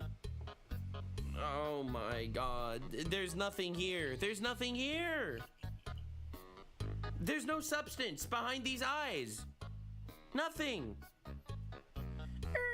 I am rich. Being rich is great. Stop being poor. If you're a broke boy, just say so. Anyway, I hate rich people. Me and Hassan and everyone else. We come together for this one. Situation with her overpriced cookies where she shamed people who didn't want to buy them, calling them broke boys. So this started a bunch of arguments on Twitter. Even Sneeko came out of nowhere commenting on the situation as well. Hassan came in white knighting as That's my boy. That's my guy. He's almost 400% cooked. For those of you keeping up to date, he's almost 400% cooked. Usual, defending his fellow multi-millionaire out-of-touch streamer. Yes, because you see, Hassan Piker is a communist with a Gucci bag. Got his Prada kicks. Gotta have his swag. Yep, that's Hassan. That's Hassan. He wants to redistribute wealth, except for his own. Already He likes his mastered wealth. the song He's at in a this $3 point. million He keeps mansion saying it. with a $1 million Porsche. Yeah. And then Pokemon responded to the situation. Oh, she responded and everything? Amazing. XUC also responded to the situation, so we'll be checking that out as well. But it all starts with this clip here. Pokemon ranting about the ultra rich. All right, I'm ready. Do you think someday we'll have a revolution like that in America? Oh my God, she's literally repeating the Hassan talking points. Is this like literally the new meta for washed up streamers that are irrelevant? I want to woke too close to the sun, like the iDubbbz strategy. You just cozy up to some random terrorist supporter. Is this the new strat for like the entire ecosystem of these people? Talentless hacks that were once popular, trying to reclaw their way to popular relevancy by cozying up to violent extremists. Right? It's getting there, right? You already have one. Another one. What's going on? The wealth disparity is getting bad. The wealth disparity is getting bad, says the lady with $10 million in her bank account. No, not the wealth disparity. Pay $28 for my cookies. All right, come on. Why do we care about these people? Oh my God. The wage gap, I hate that shit. No wealth disparity. Yes, no. Oh man, the wage gap. Oh man. The wage gap is so brutal out here in these parts. All these wage gaps. It's not easy with the wage gap. Male strippers don't make nearly as much as female strippers. The wage gap is truly unfair to the men. Yes. Also, male VTubers also don't make as much as female VTubers. We don't really have boobas and everything. And also cute voices. Most of us don't really have it. Unless we have like a very sexy voice, then we can take advantage of girls. Maybe. I'm not those kind of persons, and most of my viewers is kids. Like, why would I have to go for that way? I'm not Mr. Beast. I think I repeat that a little bit way too much. End of society. Wealth disparity. Wage gap is like between men and women. Men and women, we love each other. Thanks. That was like, again, another random virtue signaling nothing statement. Like, you can't even make this up. Listen. Wage gap is like between men and women. Men and women, we love each other. God, it's insufferable. It's actually insufferable. Also, the wage gap's a hoax. Thanks. And we hate the rich. Anyway. You are the rich. What is even going on? When the rich say hate the rich. How are these people so insufferable? Oh my god. Do you know that most people's jobs are existing because there is a rich person employing people? It is thanks to rich people and the drive to become a rich person that 90% of innovation in the world is made. What are you talking about? Too much. Aren't you the rich? No. Aren't you the rich? No. Oh, no.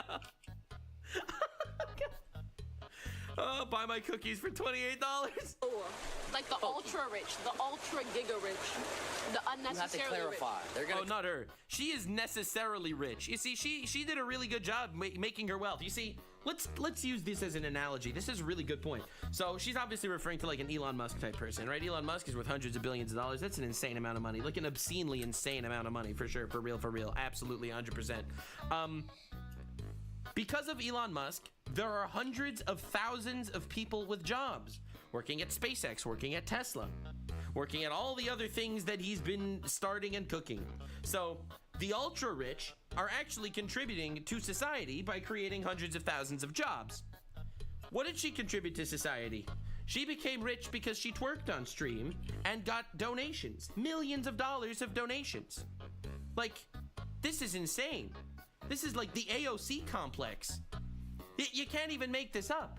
AOC was recently complaining about how Elon Musk should fly economy, and then she goes on her private jet to fly to rallies to complain about rich people. Like, what is even going on? Clip that, and it's gonna make you look bad. Oh, you gotta say the billionaires. The billionaires. Because you are rich. The Bezos. You can't be saying that. I'm rich in friendship. Yes.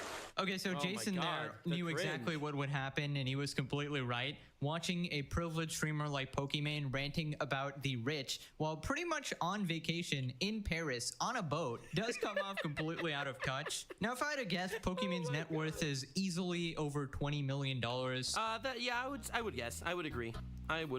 So she's not exactly someone who just unless she, wasted it all with like terrible investments and stuff. It's probably somewhere between 10 and 20 million if I had to guess. Qualifies as just a millionaire, like 1 or 2 mil. This is definitely someone who falls under the rich umbrella. Maybe not billionaire type wealth, but definitely enough to not be affected at all by the so-called wealth disparity. She was literally the face of Twitch, owns multiple companies, and has a rich streamer friend group, and pretty much goes on vacation whenever she wants. So that's not really relatable to anyone. And I don't know why she keeps digging herself into holes like this. I know why. It's because virtue signaling is cancer. That's why. It's because she feels the need to remain relevant and relatable to her audience. So she'll keep saying things that are pushing the pale to show everyone how she's just like them for real, when in actuality she is so not like them. Not only is there no thought going on between her ears, but also simultaneously she is manipulating people into thinking, I'm just like you should continue donating money to me. And how do you do, fellow poors? How are you guys? Are you guys doing well? I feel like she always feels the need to seem relatable to other people, to seem quirky when she's just not. Also, I love how she said, men and women, we actually love each other. Sure. Don't remember what he said. Remember what she said about Kendrick Lamar? Meanwhile, literally every drama she's been a part of is her saying that men are idiots. Yeah, that's her classic thing. Men bad, women good. Wealth disparity, poor people good, rich people bad. Except for me, I'm one of those rare good rich people. Sexist statement or hating on men in some way, or saying that, women have it worse, or streaming is male dominated or something like that. Yep. Just some sort of argument to make men and women. Well, there will be a thing I say, if I'm actually rich, if I manage to somehow stream to a point that I can get lots of money, I would settle up my family life first. And then if I have extra, I go for all my friends. If after I finish all my friends, then I go for other people.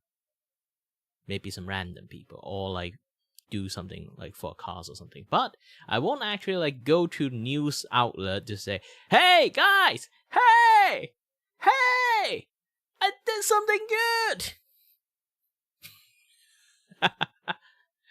No, No. I sometimes I don't know why people have to keep yell out, "Hey, I donate to charities." I'll be like, "Hey, see that beggar? Yesterday I just gave him 500." Like, what's the point of saying that? Like, seriously. I would choose to help everyone close to me first before I do anything. If I'm rich. I know this sounds weird because, like, I'm a very privileged person, to be honest. Look at me right now. I'm streaming on afternoon. And people might think you don't have works. Yes, I don't have works. I actually I had work. I quit my work because long hour, low pay. When I say low pay, I mean like actual low pay. Actually, that is like the funniest thing in the world. Is like originally, I tried to take a job as a retail job for like a baby product store. This is another stories. So I'm start working over there for like 5 days. Yeah, technically 6 days because you know if include the off day, but technically I don't include the off day, so just 5 days. Yes, you might hear it, you'll be like, holy shit, you just work for 5 days and then immediately quit. I'm not quitting because I can't handle the job. I'm not quitting because I'm tired. I just be like what be some sort of like whiny little bitch like, yeah, my muscles hurt, my feet are crumbling. No, it's actually the pay is like really, really shitty. I won't really say it's super shitty, but still, I can see the logic behind it, but still at the end, the same time, yeah, the fine print make it like look more worse than it is. You know, like when you have to be contract smart and stuff, like you the moment you notice the fine print is really, really, the contract fine print is like not that great, you'll be like, oh, no thanks, no thanks. Take your book, run away. It's like almost like you go to like even I try to even like you try to like become like a VTuber and then you participate agency, like you went to Nijisanji, look at the contract, you'll be like this is like 1 in a million chance, but when you look at Nijisanji contract, you'll be like, oh, no thanks. No, walk away. That is technically just what I just did yesterday. Obviously I didn't just walk away. I'm still responsible persons because like scheduling shift stuff. So they can't like reshift me, like they still put me in the shift in the first place. So I'll be like, oh no, oh you can't just immediately not let me work. Alright, I'll go there. I'll try my best to work as much as I can. I'm not those kind of people. I'm not going to work anyway. I'm just like do the bare minimum. I'm not those kind of persons. But still. Well, just back to like how it happens. Basically, just like it's a 10-hour work, morning to nighttime, for 6 days. I will say this in ringgit because like Malaysians, like originally when I see the banner, they hanging it up. Do you know how much it is? 2,200. Yeah, 2,200. And later on, they told me, I do that, and then like I got the jobs, and then I got the jobs. They haven't really like tell me the basic yet until the contract is made. So they later on just tell me, oh, if you get like full attendance, you get attendance bonus for 200. You get allowance. You get the KPI boost. It's basically just like the target, the sales target and stuff. And then you also get commissions for selling like baby stroller and stuff. All those kind of jazz. And then my brain is basically functioning like, oh, I get 2,200. And if, can I'll just convert it. And there you see, okay? Hold on.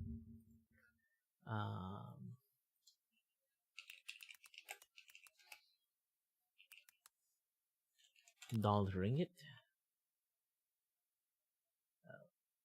Okay, I'll be showing you guys the dollar to ringgit thing. Oops. Okay. So originally, the banner is like this. Okay, and then they told me like, I don't hit sales target. I don't look at commissions. Add on with they just tell me allowance plus attendance bonus. I'll get this much. In my brain, where it functions. If they go accordingly to the basic they wrote on the fucking banner. And when I got the contract, is this much. And the allowance thing they told me about, non-existent. So it's just attendance bonus. Yeah. Is just this amount. Nothing much, nothing less. Just this amount. And KPI, the store is actually not really that great. So yeah, I won't really say like not that great. I mean like not too much like trafficked in there. So sales target might be impossible to hit. If you're going to say like the basic is this much, the rest of the thing, the attendance, the sales target, the commissions, all of those things they just write it in there is they didn't write specific, only the attendance. Like even the attendance they didn't actually write specifically. I have to go and ask to know it's actually 200. So after I know everything, they just wrote the basic is like this much. And then the rest is just say the bonus. They won't really tell you how much, like directly on the papers, on the contract. So they just tell you that you will get bonus. You get attendance bonus, you get KPI bonus, you get like commissions bonus, just all this tree. Okay? Just all this tree. It's not a lot. Not too less. Those things, maybe if you tally it up, might be this much. But if only you actually can get a bonus in the first place. So the rest of the thing, I just talk about all those benefit is a suggestions. Not some things you can actually get. It's a suggestions that you can get. And then the attendance bonus have a very specific fine print rules in there. If you miss a day, no attendance bonus. The entire attendance bonus is gone. But that is something's normal. Right. But if you somehow, by accident, you didn't clock in, or like you somehow come in the store, someone say, oh, we got stuff to do. I immediately go to do those stuff first and then come back and do the clocking. I miss a minute. I will lose the attendance bonus. And it's like the morning is actually pretty busy. I do say like there's not a lot of traffic, but morning is like that stock in time. So like sometimes they do like have like a lot of things that come in. So you do have to help out a little bit. If you kind of like miss the clock in, oh, you're fucked. The entire attendance bonus is fucked. Like just 1 minute, 1 second. You will lose the attendance bonus. So that is the fine print of it. I just add up a scenario that how I will screw up the attendance bonus, but generally this is like what will happen if you accidentally screw it up. So the entire like bonus thingy, everything is just suggestions. So it's better to look at basic rather than any other stuff, because all the other stuff is unstable income. Technically everything I do right now is unstable income. So 1700 is still like a good numbers, but still at the end, if anyone first time watching me, they don't know about it, I have like a lot of like physical body issues. I'm basically powering through even right now. So if I'm going to waste all my energy to power through things to get this much only, to work for like 10 hours, stuff like that. Even in stream, I don't actually stream for 10 hours most of the times. I only stream maybe like 3 hours, and then I'll spend some times like editing, and then spend some times do like my separate like voice acting stuff.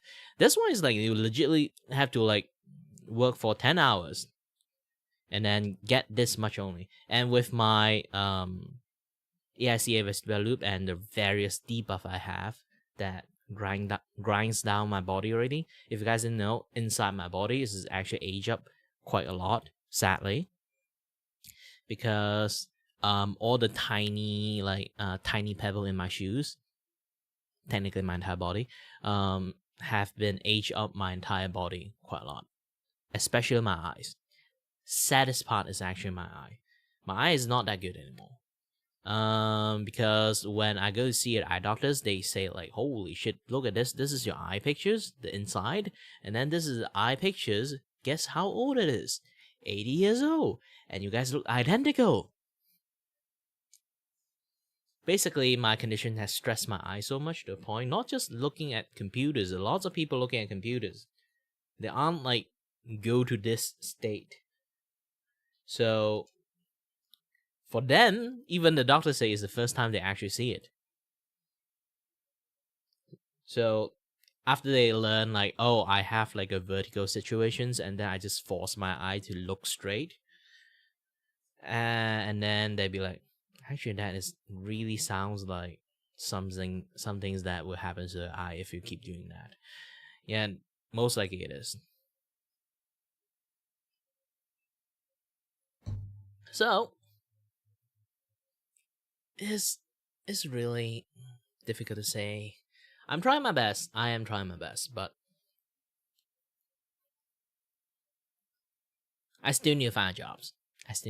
This one is normal, and I'm trying to find jobs, but also at the same times, I have to like continue streaming. Hope I can get some money from this, and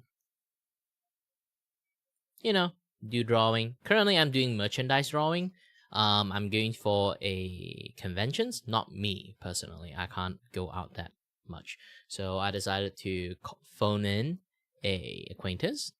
So far is an acquaintance. I hope become friends, to become partners.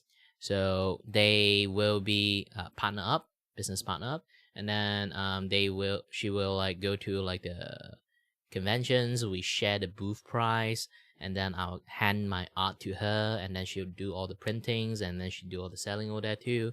Yeah, she get like the earning, like 20%. And if the stock is like clear out, I would just say like, like she definitely earn it. So like 25% of the earning, she'll get it. And yeah, it's basically just that. I would try to have this like strategy across most of the conventions. I would still need to like find a few more like art convention partners that help me do the selling too, because currently I already have like a few ones that I made. I can't zoom it too in because I know technically it's already angled, so even you guys try to like take a screenshot, it's not really like a good screenshot in the first place. But yeah, like so all those things, I'm doing like an advanced like finger pointing stickers. You can notice most of their fingers is like pointing at directions. The reason is I want the sticker to have like a little bit more utility, and with that utility is like you can highlight some of the things, like you can point at some things like a important calendar date. It's like maybe it's your anniversary or some things, or this and that, that stuff. I don't know if people are still using calendar or not. Or you can write a note, maybe like you don't have sticky note, you just write a piece of paper and then use this thing to hold the papers. And then they are pointing at a direction. So it's a very good way to kind of like, highlight the note. Like what should be read, what should not be read, or what should be like highlighted to read. Stuff like that. Or you can have a photo of a small pee-pee and then stick them over there just laughing at it. Depends on your creativity, okay? Depends on your creativity.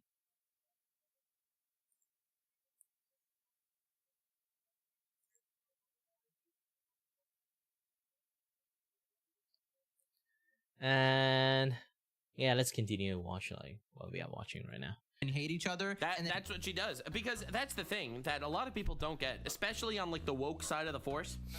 Incredibly hot take: the woke side of the force is something of a cancer.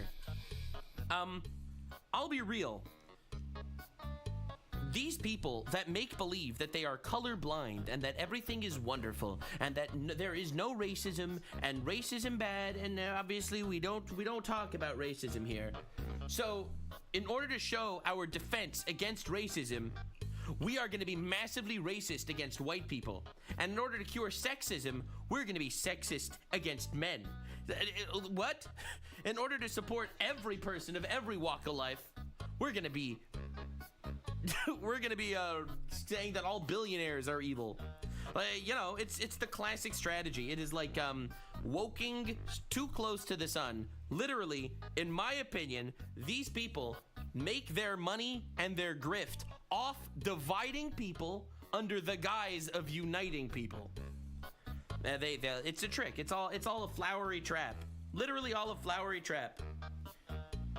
Then she goes and says this shit. Anyway, so naturally that clip pissed a lot of people off. Here's what people are saying. And we hate the rich. Pokemon's net worth is $25 million. Dumbass. Yeah, She's worth at least 20 million. What the hell is she talking about? Yeah, sounds right. She is the rich. She's literally the top 1% complaining about the top 0.1%. What people like Hassan and Pokemon don't understand is that they are the 1%. Just because they aren't Bezos rich doesn't mean that they are comrades. You live in an entirely different world, and it's insufferable to hear you act like you don't. Also, buy my cookies, broke boy. Got him. Wasn't she calling us broke because we said her $20 cookies were too expensive? $28 cookies. When people are like, oh my god, $28 for cookies? Yeah, this is why we're going to start revolutions on you. $28 for cookies. Yes, we want to start revolutions. We shouldn't have 25 for cookies. And then you say, fuck you. All right. A pack of cookies is expensive. It's 4 bags. That's $7 a bag. I know math is hard when you're an idiot, but like if you're a broke boy, just say so. God, I love this clip so much. She's so out of touch. She is so out of touch. Oh my! Buy my chalk flavored cookies today. It'll only cost you a mortgage. Wow, I forgot how annoying that clip actually was. Yeah, it is incredibly insufferable, unbelievably insufferable. Yeah, yeah, true. But that jogged my memory real quick. Anyways, this clip somehow revives Sneeko from the dead, and he gave his thoughts on the situation. Sneeko went off on Pokemon after she went on a rant about rich people. You're saying this while on a yacht drifting through Paris making millions of dollars. Aren't you the rich? No, like the ultra rich. Shut the f*** up! No, I'm just like you poor people. Bro, you know shit's bad when Sneeko makes sense. Oh my god.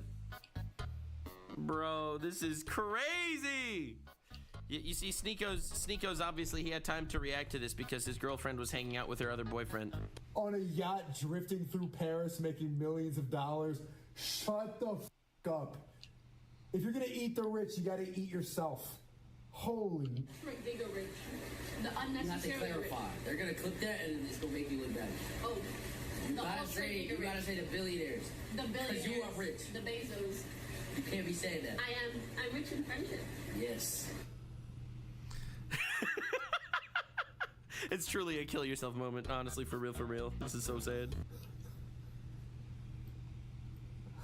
It's like they're so rich they lost perspective of how much money they actually have and what normal people have. Yeah, when Sneeko is somehow making sense, you know you messed up. Oh my god, dude, this is crazy. Oh lord. This guy is a complete lobotomite, and somehow even he figured out that this is super annoying and out of touch to listen. Yeah, this is Sneeko, Mr. Age of Consent Shouldn't Exist guy. Yeah, and he's out here spitting. Like, what is even going on? Dux, do you really think she's that dumb and not aware of how it would come out? Yeah, I do think she's just not aware of how it would come out. I think she just said the random virtue signal line like she sees all over the place. I think she's grifted so hard into saying I'm just like you for real that she really thought she was just like them for real. And she knows that the eat the rich is like the woke thing to say, so that's what she says. It's every single time. That is like the classic Pokimane situation. Like she'll say the most obvious, basic lobotomite phrases and she'll just say them in order to get internet brownie points. It's like when Trump took office and he said there's two genders. There's two genders, only two of them, men and not men. Those are the two genders.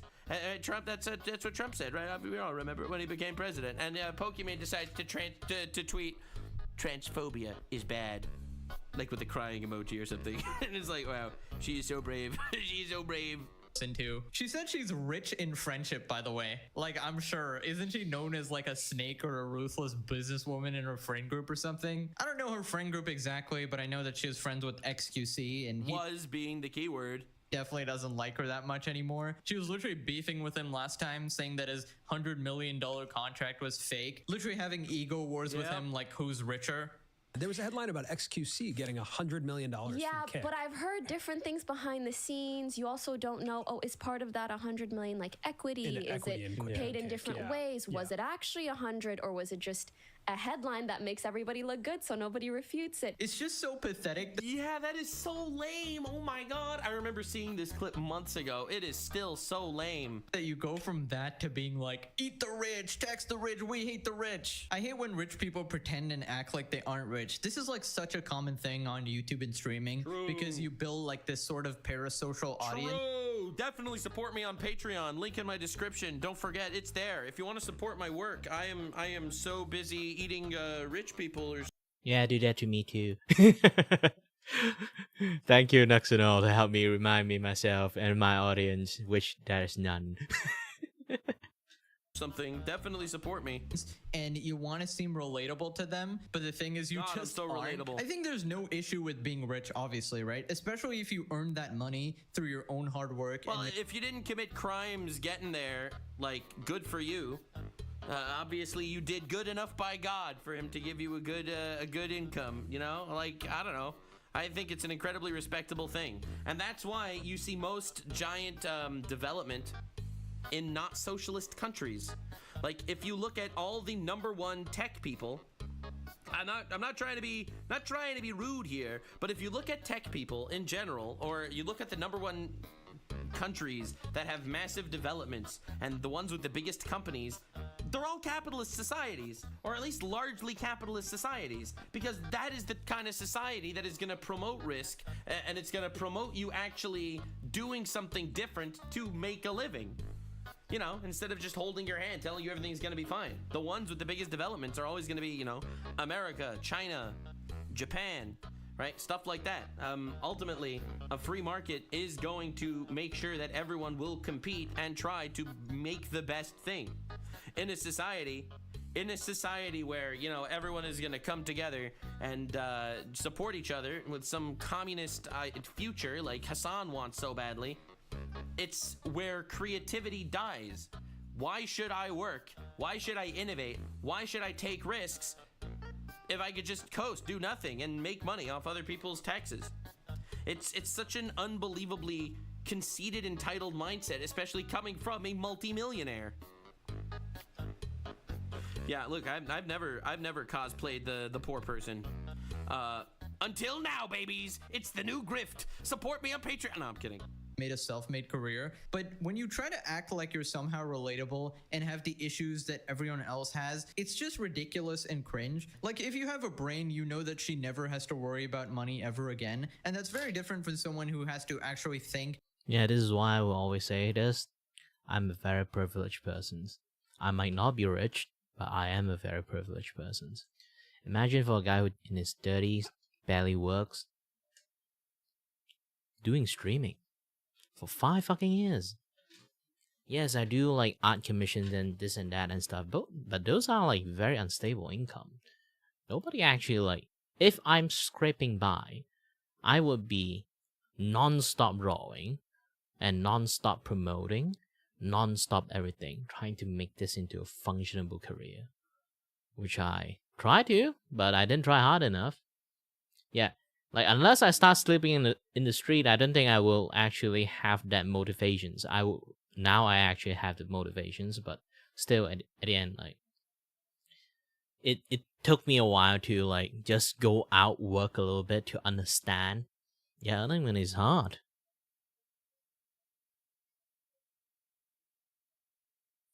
Yeah, get my privilege ass kicked. And here's the thing, even I know that I'm a very privileged person, I'm not, like, knowing doesn't mean you experience like the other side, you know? Just work a little bit, like even just retail work, you will be like immediately understand, oh, everyone is trying their best to like eat like some like 5 ringgit or in some senses like $1.50 meal, and then I went for like, hey, ban min satu, 10 ringgit gone, and then hey, tesi peng satu, 4 ringgit gone. Just one meal like 15 is gone. Imagine you try to do that like daily, you just fucked up. Like you would try to like eat like less than 10, and I go when like not just less than 10, less than 8.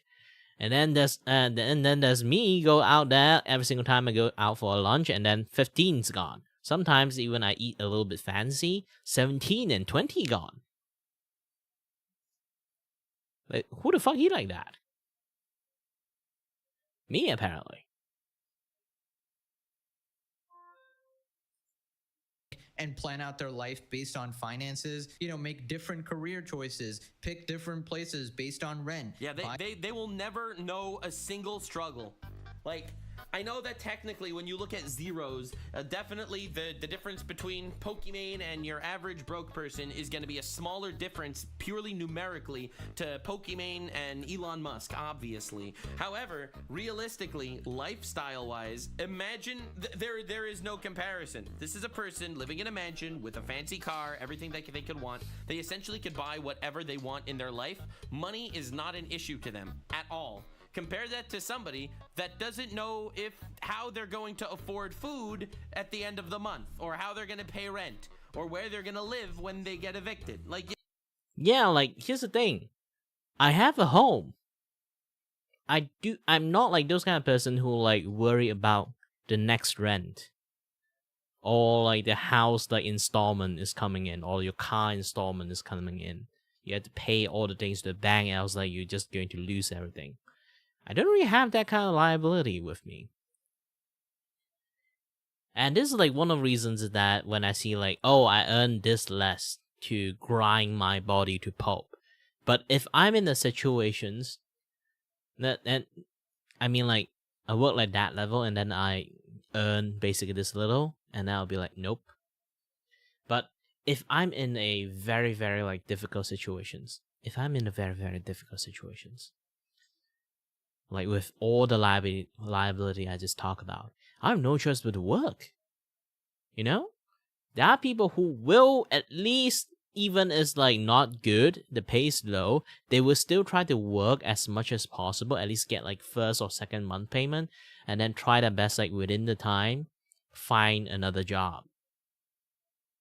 Not like me having another gap of like not finding any jobs again. I'm not an idiot. I am very self-aware that I am a very privileged person that can do this kind of, have this kind of options.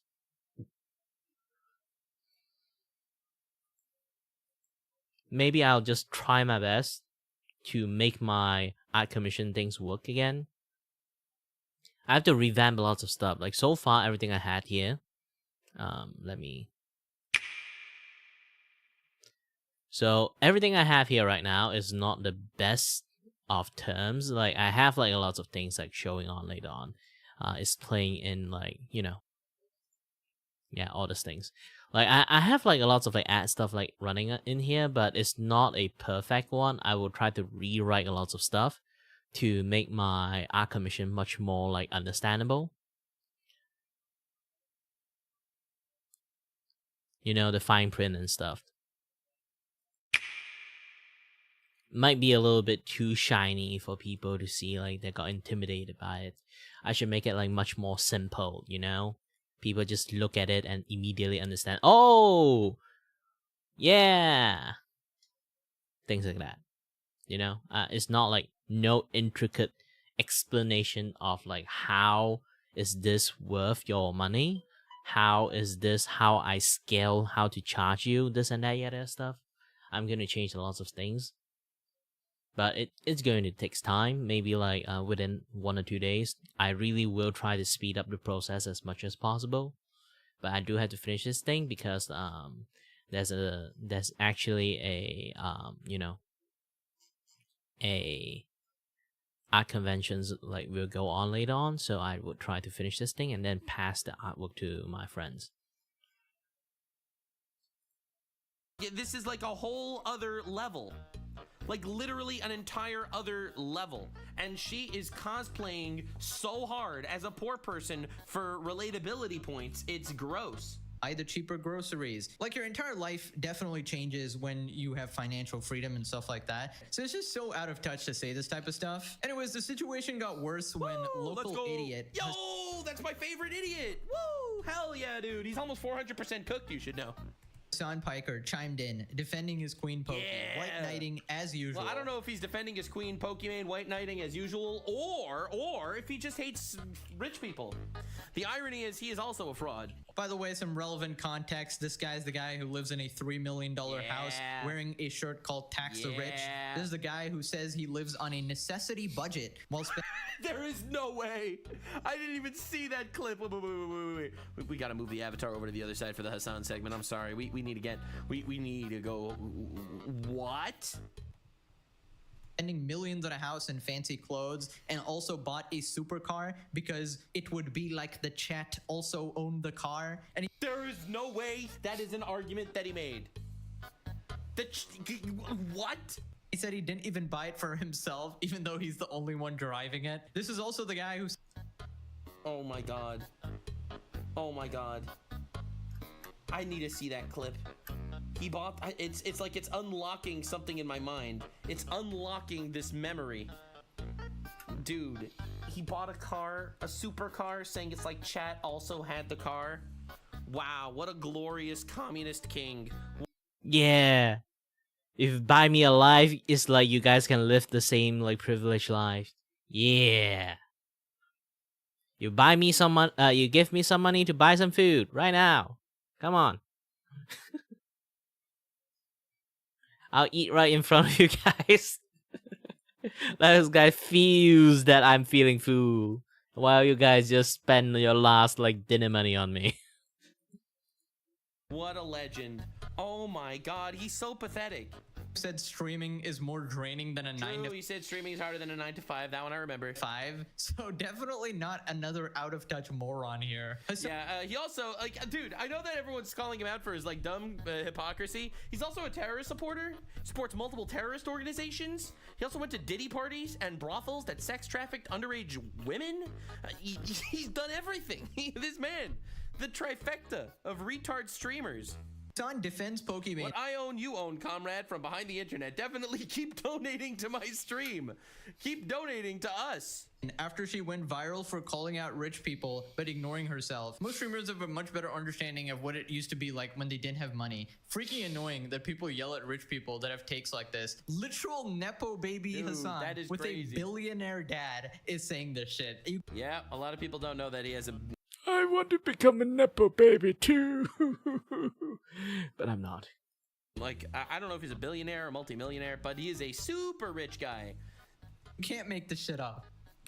I think it's because of the closeness that most streamers have to being normal people at a certain point. What are you talking about?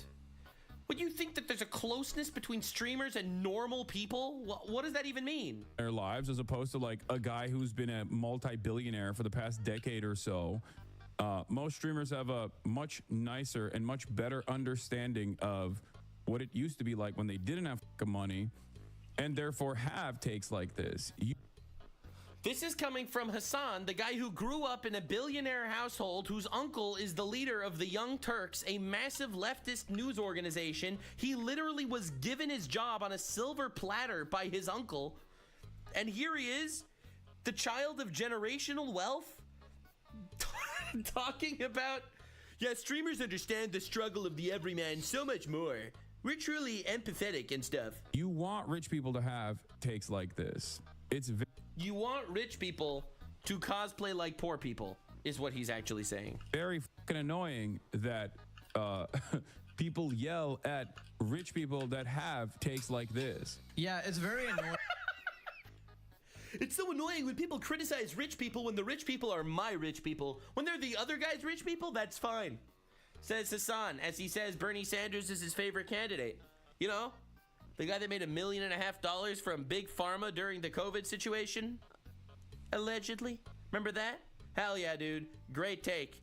But you know how he supports AOC's oligarchy tour where they go around yelling about Elon Musk while they're flying on a private jet to different cities and getting funded by, like, you know, Soros and all those other secret billionaire rich guys on the other side of the aisle? Your oligarchs, those are the bad guys. Your oligarchy, that's the bad guys. Okay, the bad oligarchy. We have to take down the oligarchy that doesn't support us specifically. When people yell at rich people like me, it's just very annoying, guys. The people yell at it's so sad. Me for pretending to be relatable. Of course, Hassan is defending Pokey here because he literally does the same thing. He's literally a nepo baby, never struggled. Obviously, he's gonna defend the thing that is him, literally. Once in his life. Dad was a borderline billionaire. Uncle is a multi-millionaire who gave him his entire political career. But yes, it's very annoying that people don't include me in their little group and don't find me relatable as well. Now, in classic Hassan fashion, he addresses an argument that nobody made. That's him. That's him. That's how he criticizes my videos too. He'll just make up a fake argument. He'll slander you and imply that you're something that you're not, and then just move on. Hell yeah, dude. The unnecessary. You have to clarify. They're gonna clip that, and it's gonna make you look bad. Oh. You gotta say the billionaires. The billionaires. Because you are rich. The Bezos. You can't be. I mean, he was right, and they did clip it regardless. He was right. This is like Hassan hiding his power level over here. He's actually hiding his power level. He says, listen, he even said this in his apology video where he made a video inciting violence for his audience to go kill the American Senator Rick Scott, which he said if he said you should go kill Rick Scott. That was something he said in his actual video. And his coverage and the way he apologized was he should have worded it differently so he wouldn't get in trouble for it. I have covered this on the How F Does Hassan Piker franchise. Definitely look into that. But this is the Hassan Piker strategy, by the way, you should know. And this truly is the anarchist, violent leftist strategy in general. It's never condemn the violence on your side of the political spectrum. Don't directly incite it because you could be culpable. Just kind of let it happen. Just kind of let it happen. And I mean, here's something that I never covered on the How F Does Hassan Piker franchise. Well, let's actually go to XQC's Twitter because this is where it actually was. So I didn't get the chance to cover this yet, but this is a fantastic example of it. So this is an article saying that Elon Musk wants to leave politics because he's tired of attacks from the left. All right, this is a report. Again, who knows if it's true? Who knows if it's true? It's the media, whatever. Anyway, so Hassan retweets this saying, don't ever let anyone tell you your voices don't matter. What voices is he referring to? These voices? The ones where they're firebombing Tesla dealerships and blowing up his cars and committing acts of domestic terrorism? So the irony is Hassan supports, in my opinion, Hassan absolutely supports terrorism. He supports Hamas, Hezbollah, Tren de Aragua, the Houthis, MS-13. He goes out, he's gathering the terrorist trifecta. He's trying his best to support as many terrorist organizations as he can, in my opinion. So he will have a tweet like this, lying about the reality, making believe it's the voices of people that are actually, getting Elon Musk to quit politics, when the voices that we're talking about are incredibly mostly peaceful voices. Look at the mostly peaceful protests that are going on, guys. Hell yeah, dude. And he, in my opinion, supports this completely. In fact, he's never condemned it. He's never condemned stuff like this. He's never contemned any of these terrorists. It's the Hassan playbook. What he is saying here is that he agrees that Pokimane is saying eat the rich. He agrees that Pokimane is rich. He knows that he is rich. However, you have to hide your power level. You have to just say you hate billionaires, because that way you can include me. That is the Hassan playbook, and I wish more people actually noticed it, recognized it, and called it out like I do on the How F Does Hassan Piker franchise. This is literally her being less dumb than everyone else in the room, explaining the difference between millionaires and the ultra rich who control the country even out of office is so stupid. No, you don't understand, brother. You don't understand. It's actually Pokimane that is responsible for the disparity of wealth in this. No one is saying that Pokimane is responsible for the wealth disparity in the country. Ain't nobody is saying that, bro. Oh my god. Country. Good job, bro. Yeah, literally nobody said that she's responsible for the wealth disparity. Is this guy brain dead on purpose or something? Yes, he is. I think he's manufactured levels of retarded. I think he has reached levels of retard no one has thought possible. He misrepresents every single argument ever made, as we've covered on the How F Does Hassan Piker franchise. Is this like a medical condition that you can fix? It just makes him act like a lobotomy. Troglodyte 24/7. It's crazy. Like every time he will say something completely unrelated to why people are mad. Nobody thinks that she is the reason for wealth disparity. They're saying it's annoying watching a rich person rant about the economy and saying how we should hate rich people when she's literally one of them. And this absolute brain dead reject keeps saying, oh, well, it's completely different that, from billionaires who have way too much money. Well, spoil. It's way too different from billionaires who have a lot of money and employ hundreds of thousands of people. To millionaires who have crazy amount of money and contribute absolutely nothing to society, like Pokimane and me. Yeah, great job, bro. Hell yeah, you're really cooking with that one. In the case of regular everyday purchases, there is no difference between someone like her with $20 million and Jeff Bezos with several billion. Unless you're actually going out of your way and buying yachts and private jets and massive companies, then sure, okay, there's a difference. Pokimane probably can't afford a yacht. But if you got freaking $20 million, you can still buy anything at the grocery store. You don't have to check prices when you're leaving the store with clothes. You can buy a new phone every time it comes out. You can rent most places very easily. If something happens to your house, you can simply move. You have lifelong income. You can retire your family. I mean, she could just buy a new house if she ever wants. You can buy a very good house. Sure, you can't buy ultra mansions worth $100 million, but just like you, she can buy a $3 million mansion and pretend she's for the working class. Like, you people are such gigantic hypocrites. Meanwhile, everybody in Hassan's chat is completely broke, and they will donate money to him. It's like the funniest shit ever, bro. I mean,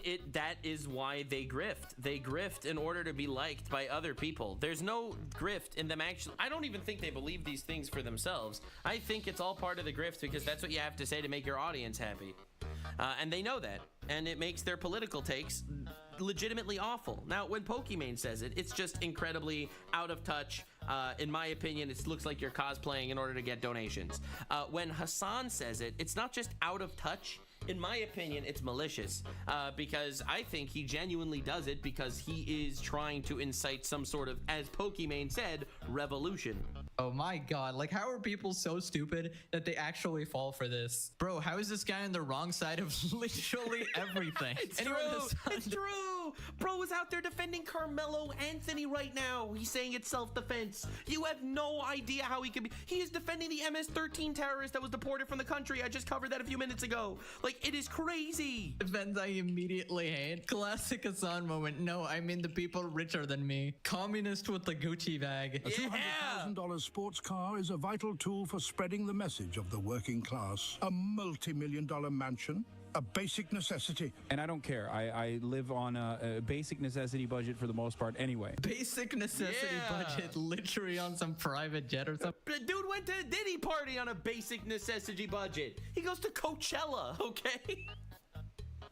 Yeah, basic necessity budget. Listen, he only bought 400 bottles of Diddy baby oil. Shit. Anyways, the situation got even worse. He only pays for mid-tier hookers at brothels in Germany that are closed down for sex trafficking children. When people pointed out that Pokey was actually bragging about her wealth on Twitter the previous day. Okay, so it started with this cringy tweet by Pokemon here saying Angie, and she's just sort of looking at the camera. May I remind the audience, 28-year-old woman, by the way, that she is pushing 30 posting tweets like this. Yeah. Why are you acting like a teenage girl fishing for attention on the internet? You know, the first time I saw this, I didn't even recognize her. I thought this was some like weird OnlyFans advertisement because the people who usually post these types of tweets are OnlyFans girls. So anyways, people just responded making fun of her, saying that she's 30 years old or whatever. And then she responded saying that. I think I fully condone support. I fully condone and support throwing tomatoes at people that put on the clown makeup by themselves. Yo! I got a weird influx of weirdos commenting on my age. To be honest, I find it so dumb. At 28, I'm the happiest, richest, most... Hello there, and how is your day? It's Sunday. For a lot of people, it's break day. For me, it's my quitting day. First day being jobless again.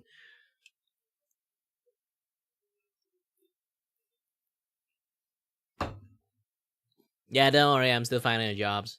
But sadly, the jobs I try to find like, is not exactly available.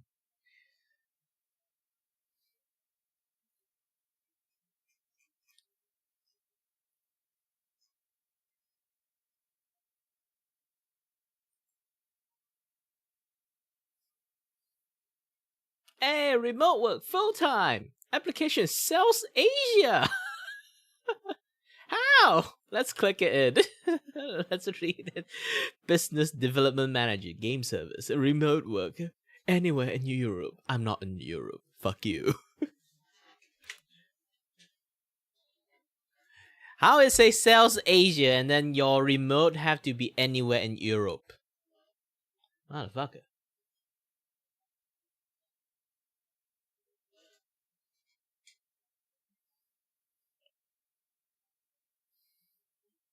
Yep, nothing to look at. Nothing to look at. And yeah, again, like let's go back.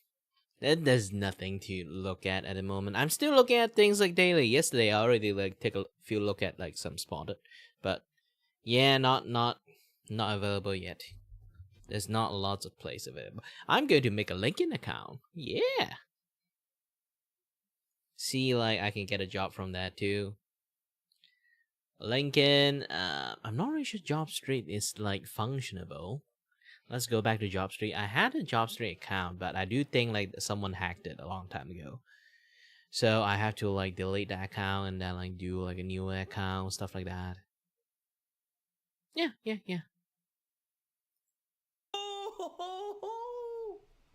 How do you make this tweet? Knowledgeable and self-assured I've ever been, and that only becomes more true with every year that passes. Bro, no, you cannot say this and then the next day go viral for calling out rich people. Oh my god. That's right, I'm very rich, guys. Just reminding you. Although I don't care about the comments. Obviously you do, or you wouldn't have made this tweet. That's a capachungus. I do worry about the impact it has on other goals. Yes, actually, guys.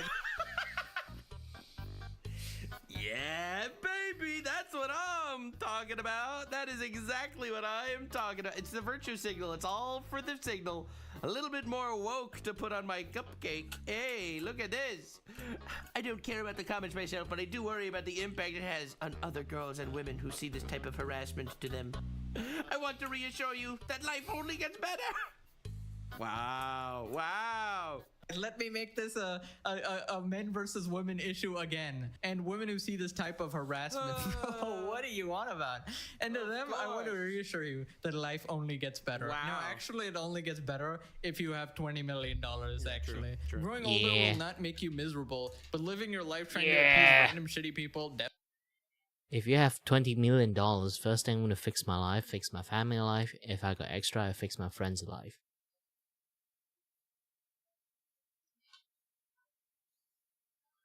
That's all. Yeah, 200 million can do lots of stuff. Like, heck, if I only have 1 million in my bank account means like 4,000 ringgit. I'm set for life. I'm literally set for life.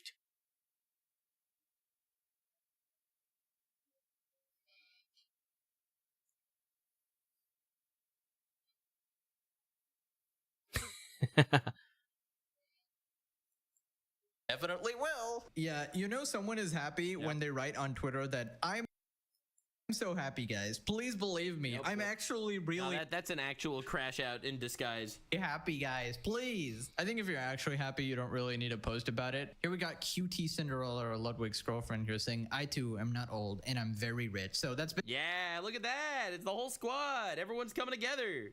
basically what she was saying. She just confirmed it. People responded with this meme of just like the thumbs up, like we do not care. Here's a thought. They weren't calling you out for getting old. They're calling you out for being Omega cringe, which is true, 100% true. But as a professional obfuscator of situations, that's what we do here. Welcome to the modern internet, the modern woke. We do not engage in arguments here. No. We engage in emotional blackmail and obfuscation. It's a much more effective strategy if you're a retard. It's something everybody gets called out for. If a grown man looks at that at the camera and is like, oh, I'm angry, like, you think he isn't gonna get made fun of? That's the cringiest shit I've ever seen. Yikes. This guy did a quote tweet to Pokemon's tweet and it got 100k likes. This is gonna be an absolute essay here. You're 28 in Maine, not 18, not 80. Calling her by her real name, all right? But every year you get more self-assured and somehow less self-aware. This isn't growth, it's arrested development in HD. Damn. Streaming hours at a time daily since adolescence didn't empower you. It just froze you in digital puberty. You talk like a life coach, post like a thirst trap, and react like a teenager whose ego is held together by brand deals and soft lighting. What the heck is this? This is a whole This is like a manifesto. Say, bro, this isn't harassment. This had to be ChatGPT, right? It's grown adults pointing out that grown adulthood doesn't look like this. And if life really gets better every year, why do you still act like you're one comment away from spiraling into a subtweet? If this is confidence, why does it only show up when there's a camera and a curated audience? You didn't outgrow the internet. You just aged into it like spoiled milk with a ring light, preserved by validation, paid for by the same men who X'd you into a sexualized her into a career. True. Career Gross. Deny you capitalized. Oh, she absolutely capitalized on men sexualizing her into a career. This isn't targeted hate. This has got to be the most jobless post, but I mean, no, I respect it, bro. You got to pull out the actual demon music. This is like the actual manifesto. Makes sense, but also it's like, dude, what are you doing writing a paragraph on Twitter? No, I respect it, man. Bro is a professional hater. I respect it. Wake up call, a reminder that the bubble you've built, full of orbiters, yes men, and men with spare cash who defend you for a crumb of attention. You need like the Lacrimosa music in the background, and that would just be pure. That would be peak. No, I'm telling you, look at this. Tell me this isn't just perfect. Lacrimosa.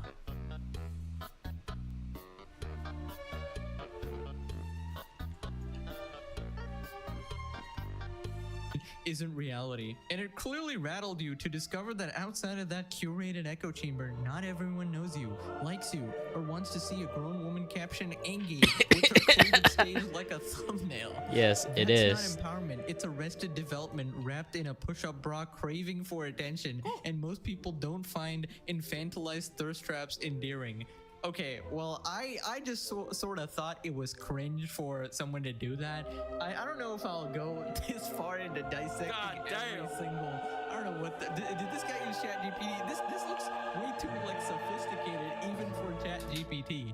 They find them sad. You're pushing 30 but still living like a girl whose future is stuck buffering, pausing real life long enough to keep the illusion playing. So here's the thing, it's not black and white, and it's not simple weird influx of weirdos commenting on my age that you've convinced yourself of. It's not just the internet being mean to you. The reality is the average adult, the one who isn't lost in your bubble, doesn't want to see a grown woman externalizing herself for attention, no matter how much she tries to wrap it in the guise of being knowledgeable and self-assured. The truth is, you've made your career off and you've never fully admit to it because you've convinced yourself you're more than that. But the longer you you keep pretending, the more you'll realize that it's not the world that's the problem. It's you acting like you've got something to prove at 28 when honestly, you're just holding on to a version of yourself that doesn't even exist anymore. Grow up. And here's the real irony. Your entire career is built on appeasing random shitty people. But the shitty people you're worried about, the ones criticizing you for your age or looks, are just as shitty as the ones who actualize you, throw their money at you. You've spent years building a career that thrives on attention, both from people who want to elevate you and from people who reduce you to nothing more than a commodity. The truth is, you've let both sides feed your ego, but you'll never admit it because they're the same people who keep you in business. So maybe it's time to realize growing older won't make you miserable. It's selling out to the same people you pretend not to care about. That's the real trap. A self-inflicted cage that's stunted in maturity, far worse than any comment or harassment. I can't believe 100k people actually read that. Did they like this tweet without reading it? Because that took like half an hour to actually get through. My God. No, dude, that's a professional, dedicated hater. That is an unbelievable man. No mercy. My guess is he dropped some shit in ChatGPT and they turned it into a fucking manifesto. That's my opinion, and I actually respect it completely. Nah, dude, if you are going to professionally burn someone, you gotta take it to the next level, okay? He is not a casual hater. Imagine you write like a 30-minute roast in there, and then you just toss it into ChatGPT. Help me increase the roastness of this entire manifesto. He is a professional one. God, true.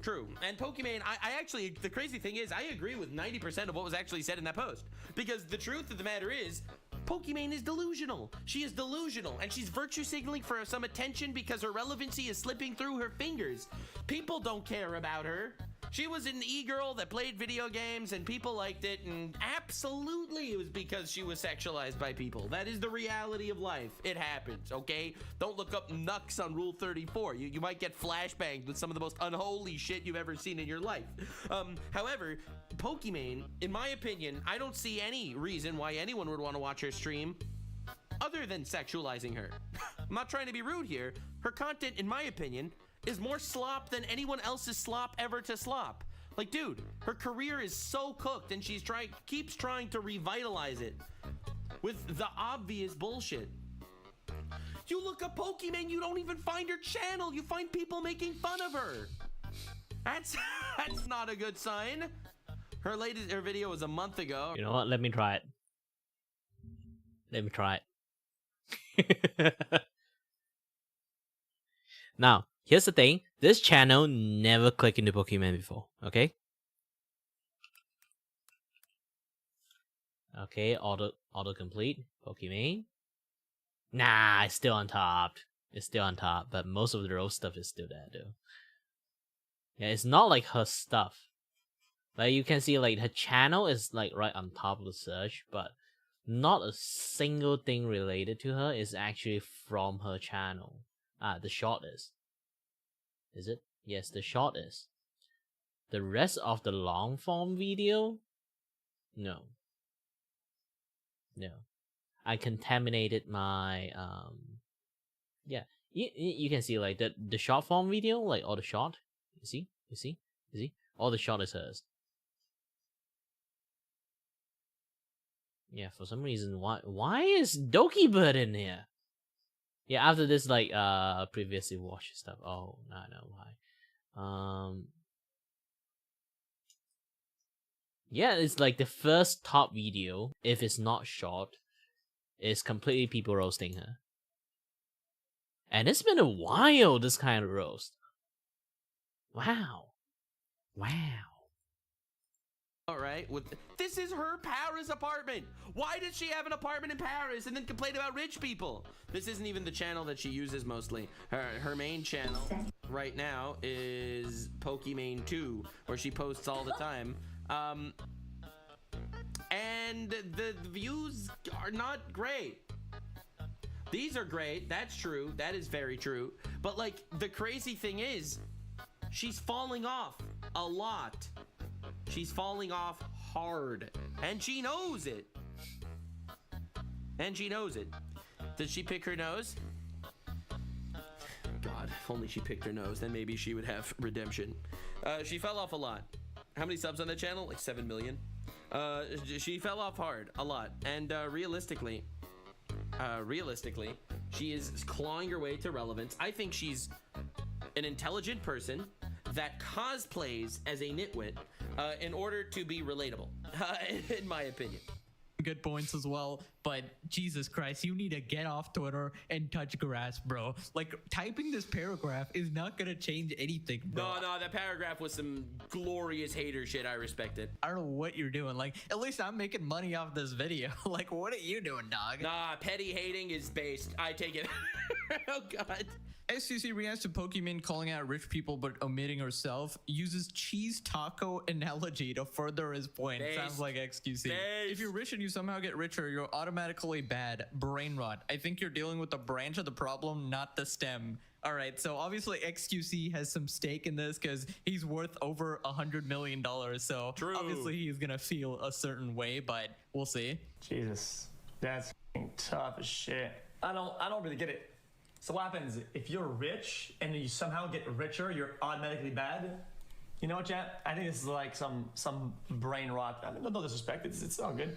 I'm not mad at Pokey or anything. I just think that I'm not mad at Pokemon either. She's just a grifter. She's just a grifter, virtue signaler, super woke person, and another classic example of people are not having any more interest or patience in watching people do that shit. Yeah, I think that it's listen, it's 2025. It's the year of Nuxanor. Maybe not, but it's the year where I'm just gonna be honest. No one wants to hear the emotional blackmail, virtue signaling garbage anymore. That shit took over the internet for the last 10 years, where you would just sit back and you would grandstand over other people. Billionaire bad, me good. I'm only worth $20 million, but those millionaire, so those, I'm sorry. I'm gonna be real. I'm gonna be honest. No one cares about that anymore. Literally no one.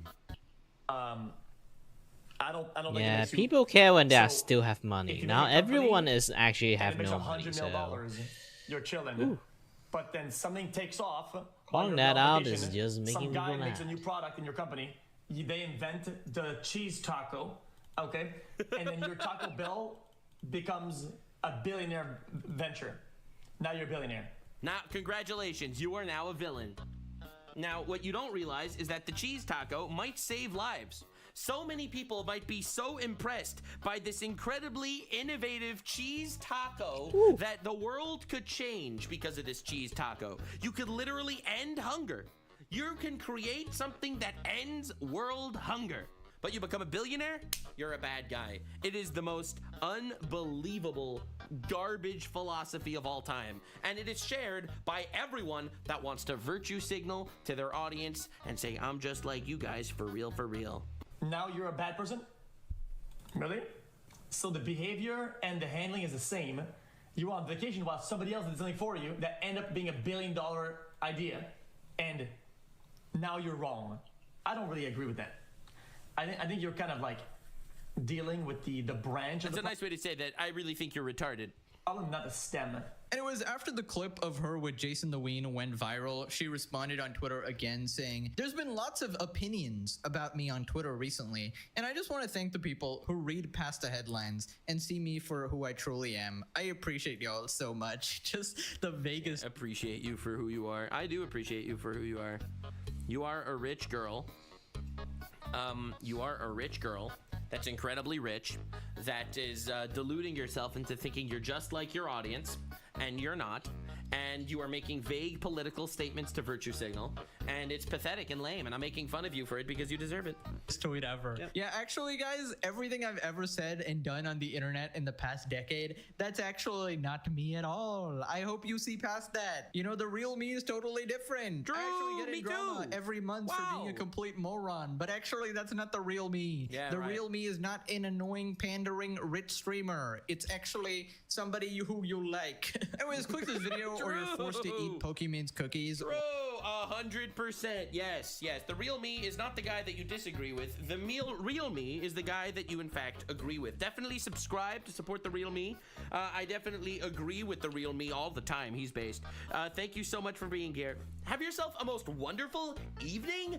Keep making fun of retards. We need to make fun of more retards. Well, you guys decided to subscribe to him. Oh, so subscribe to me too, I guess. And yeah. That's like a lot more stuff that comes with this. And not too much to talk about on this. This is just people rich. Sometimes, like, here's the thing, like, privileged people literally forgot their privilege. I am one of them too. At least I'm aware of it, but being aware of it is still not enough, to be honest.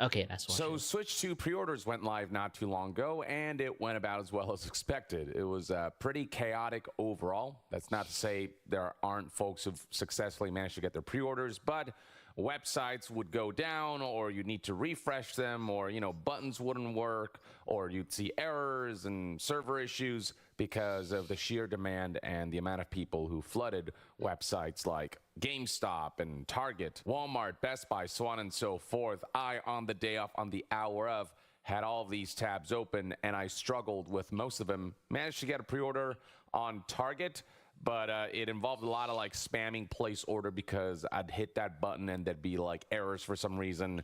And then on Best Buy and Walmart, there were like queues, but none of those queues ultimately like ended up panning out. And then with GameStop, hours later, it was just kind of a free-for-all, but server crashes and the like prevented any sort of ability for a lot of folks to be able to pre-order from GameStop's website. Though, if you go in-store, you might have a better chance. That's something that a lot of people forget. You can go in-store, and there's a separate stock for that. But with all said and done, yeah, a lot of headlines talking about how Switch 2 pre-orders were a total mess, even if folks eventually managed to get hold of a console, though not everyone was so lucky, and that in large part has to do with the fact that scalpers no doubt have come in and collected as much loot as possible for them to be able to resell and to make some kind of profit off of this high demand, low supply product. But yeah, as you can see right now, Switch 2 is sold out everywhere. If you go to Best Buy, it's saying coming soon, or that it's out of stock. If you go to Target, it's out of stock. I'm showing only the Mario Kart World bundle, but if you go to the regular base Switch 2 package, same thing, it's all sold out.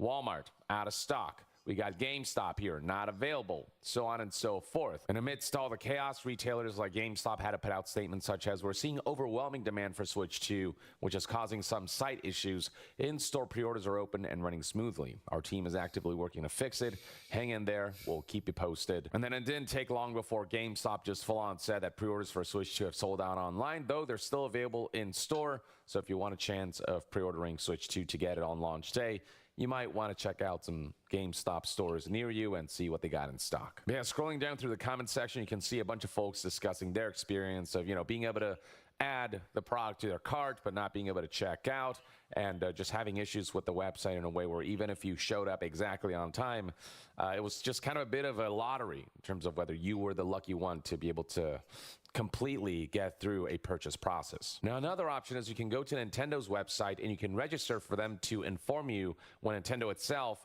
is able to ship you a Switch 2 unit directly. You can pick between the Mario Kart World Bundle or the regular base Switch 2, but do keep in mind that especially at this stage when so many people are likely registered, it's possible that if you do register through Nintendo directly, then invites for its own Switch 2 sales may arrive after launch due to the high demand. And invitations for those who register apparently will start going out May 8th in the US, so keep an eye out for your emails if you've managed to register long before the big wave of pre-orders started to go live. And then there are some outlets like Amazon here who have not put up a Switch 2 listing yet, and then there are some outlets like Sam's Club and Newegg that have Switch 2s kind of up and listed, but they have not sold them yet. The pre-orders for Switch 2 have not gone live on these websites. So these are two outlets to keep an eye out for if you had no luck with the other major retailers. Now, I previously brought up scalpers, and that's a significant part of today's story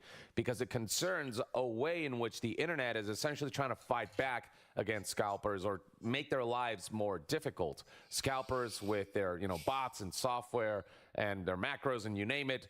They have the ability to make purchases faster than any human being is capable of, obviously, because they're using essentially machine. And already if you go to eBay, you will find that there are tons of Switch 2 listings. But in the mix of all that is something rather interesting. So if you go to eBay right now and search for Nintendo Switch 2s, you'll find a bunch of listings that have like really reasonable price points. You can see right here, the Mario Kart World Bundle is being sold at an MSRP of $500. Hell, some are being sold for cheaper at $450.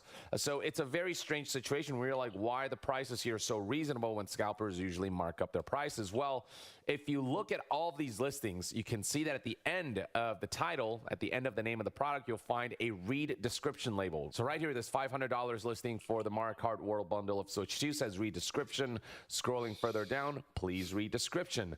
And that's especially common in listings where the prices are in line with the MSRP, but there are even some that are marked up prices that still say that you should read the description. So for example, right here we have a $700 listing for the base Switch 2 that also says please read description. And so what happens when you go into these listings and actually read the description? Well, you will find messages such as this. So right here we have one example of many. Scrolling down and reading the description, you'll find the following text. Listing for scalpers/bots selling a photo/picture of the new Nintendo Switch 2 console. Do not buy if you want the physical system. You're paying $500 for just a photo or picture of the new Nintendo Switch 2 console. Buy at your own discretion. No refunds. And you can see that going to other listings of Nintendo Switch 2 pre-orders that have the read description label, all of them kind of say the thing. They're just selling a picture, a printed picture of the console rather than the console itself. And they highlight how this is primarily meant to kind of make life more difficult for scalpers. Here we have another one, listing for scalpers/bots. Here we have another one, listing to prevent non-human system/resellers, absolutely no refunds. So yeah, there are tons of these listings, as you can see, to the point where a lot of scalpers actual, pre-orders where they would ship the actual product at a significantly marked up price, all that's kind of getting buried a little bit.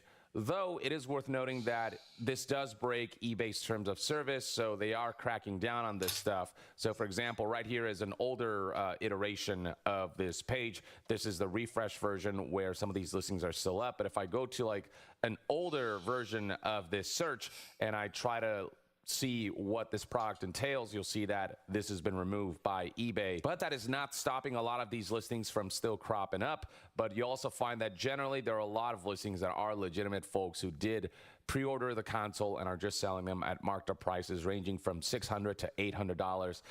So yeah, the scalping scene is alive and well with the Nintendo Switch 2, unfortunately, with an attempt to try to bury that stuff. Now, I don't know how effective this method will actually end up being.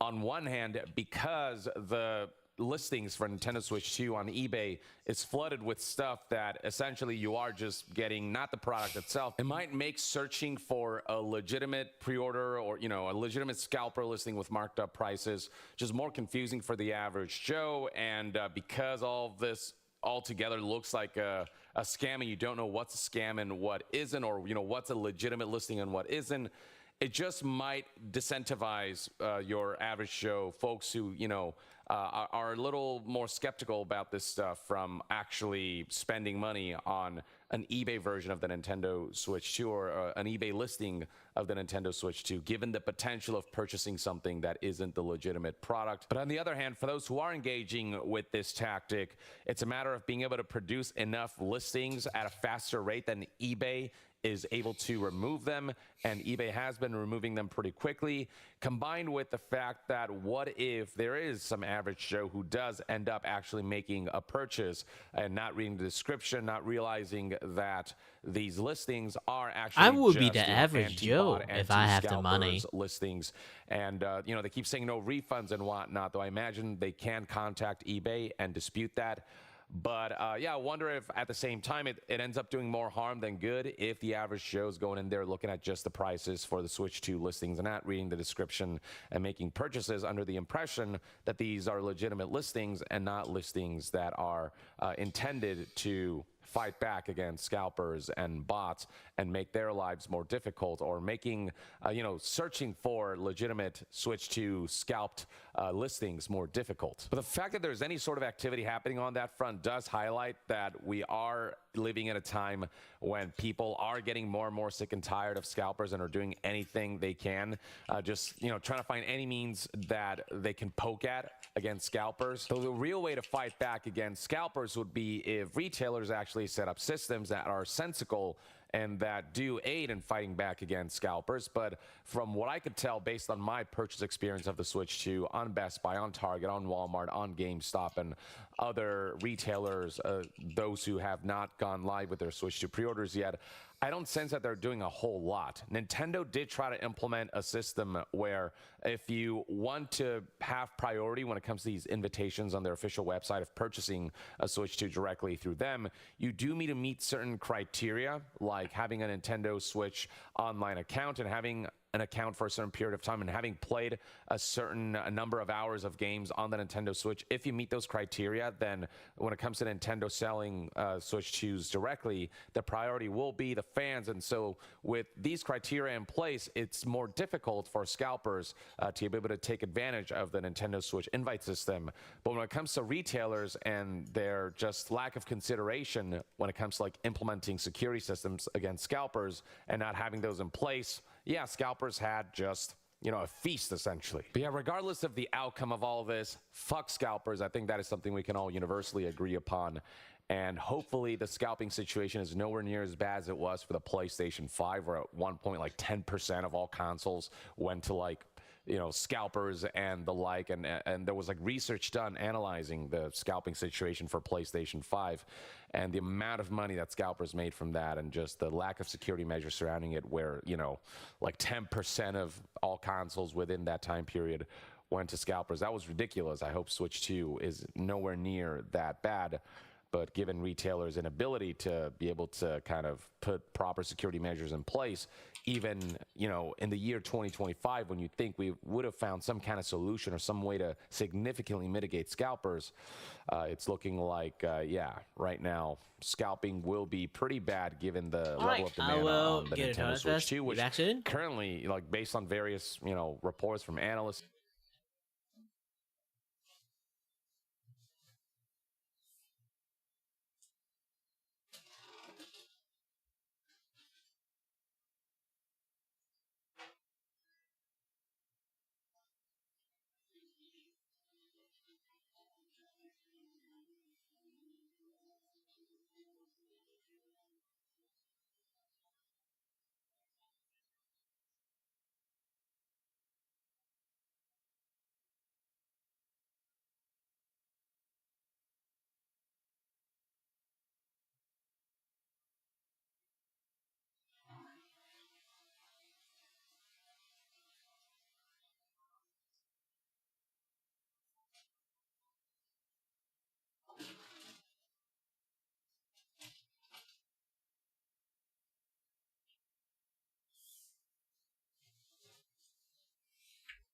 Alright, I'm back.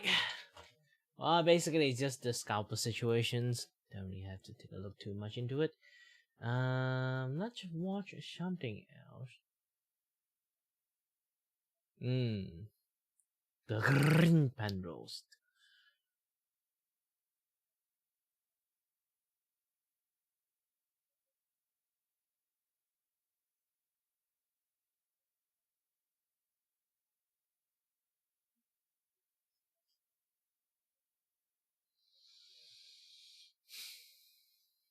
Is Devil May Cry good? Well, if you're going to just call it anime, yes, it's a good anime, but is it a good Devil May Cry? No. No. Just the one fact they added into it that make the entire show not a Devil May Cry. They erased the one tone, the single tone about the entire devil part. All demons, there's like misunderstood demon. No. In Devil May Cry, the entire series is demon equal bad. And there is a reason for it. Because demons are bad. And yes, maybe in some sense, like sometimes you guys would like see Devil and Devil May Cry, or like in some other series, in some other like maybe stories, manga, they do show like some demons that help people or assist people, or like like in basic sense, like this and that, yeah, that stuff. Like, here's the thing: main thing is like there's no good demon. The entire stories of wait, where's it? Where am I? I disappeared. So the entire story of Devil May Cry is always demon equal bad, and Dante and Virgil, they are struggling on the side of human and the side of demons, because here's the thing: there's no good demon. This simple sentence have made Sparta, the demon knight Sparta, more unique, more special. If you make there's a more sympathetic, like, or like like, oh, it's not all demon are bad demon, those kind of things, it degraded the like the nature of Sparta. Decided to say, no, this is fucked up. Because no demon would think that. Not a single demon will think that. That will be the most key point of Sparta development as the characters. And you literally add like Grunt, be like, oh, we're just scraping by. We are like you. We're just trying to survive. No. Not a single demon is a good demon in Devil May Cry. Because here's the thing is, there might be like demon that decided to help people, or demon decided to stand on the good side, but they aren't essentially a good demon. Okay? There's no good demon. There's literally, all demon is selfish in natures. So there's like, this is how they frame it. They are evil, and then they are also selfish. But some are way more smarter while being selfish. It's like, if I help you, I get benefit. Imagine like if a demon piss off every single demon under the demon world, and then managed to come up in the human world, and then they decided to help a bunch of human to destroy the demon who is like chasing after him. Obviously, he in other people's side, like, how he going to do? He going to lie to those humans that, oh, I come here to help you. There's like a bunch of demons is coming in, like invading this place. Just beat the crap out of them. I'll help. I will help. Like, at the end, it benefit him. Like, no matter what demon does, it at the end it will benefit, like hyper benefit to him.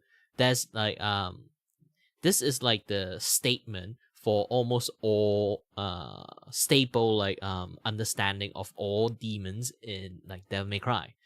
This is why adding the part that sympathetic demon, or like not all demons is a bad demon thing, into the entire Devil May Cry like anime series is the worst thing in the world. But it is a good anime. It is a good anime. But it's bad adaptations. Good anime, bad adaptations. It degraded so many characters because of that one stupid decisions. For as long as he's been on YouTube, Vitaly has always been a victim of his own stupidity. From real... Hi there, Luffy. Hello there. Welcome to the Kirivako Show, where I have no idea what the heck I'm doing today. I'm drawing a sticker series. You know what? If you want, if you're ever going to conventions, if you want, I can give you my stickers. You can sell them too. You will get a 20% cut, and I'll share a booth fee with you if you want. Because I can't really get out. Seriously, I feel like this is like the only field where I can actually like earn money. And this thing is what I call the finger pointing series.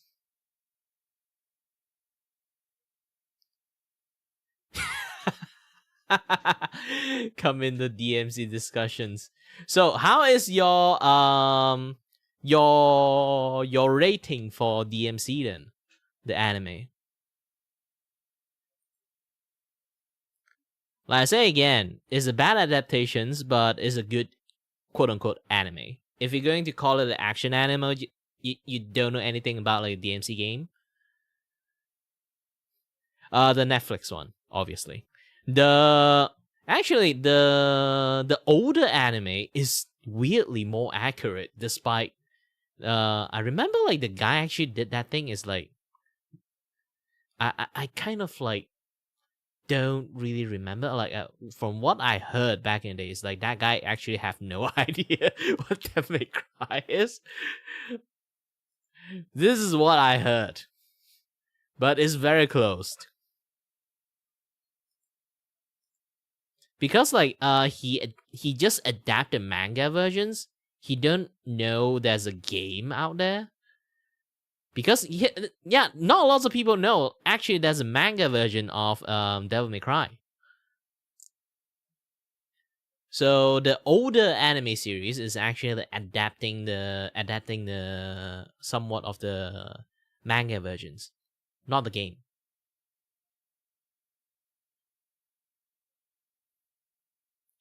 The Netflix version, like I say again, is not good. Good anime, bad adaptations. Almost all Netflix series is like that. Speaking about Netflix series, have you seen that?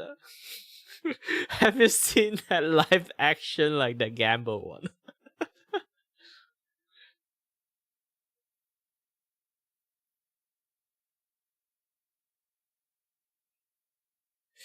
Yeah, like I say again, like it's practically the entire decisions of the Netflix anime of like the DMC one completely like there's like one story deviations.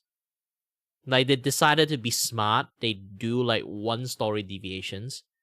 It's just like something very small. Just a very small aspect of the idea. It changed the entire like writing of everything. Like I say again, in DMC, there is no good demon. There's only selfish demon. Demon might go and help the good guys, doesn't mean they are good. Demon inherently are evil.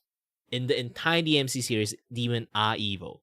And the demon that decided to help people, they have like the reasons that it will ultimately benefit them. That's why they're helping. It's not like they are good. They aren't good demon.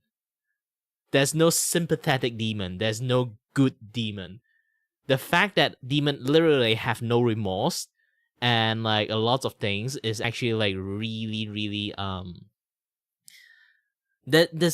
literally this thing, like demon have no empathy and no like sympathy on anything. They see people, they stab them, they felt nothing. Even the demon decided to help people, they stab any other thing, collateral damage, they will have no feelings.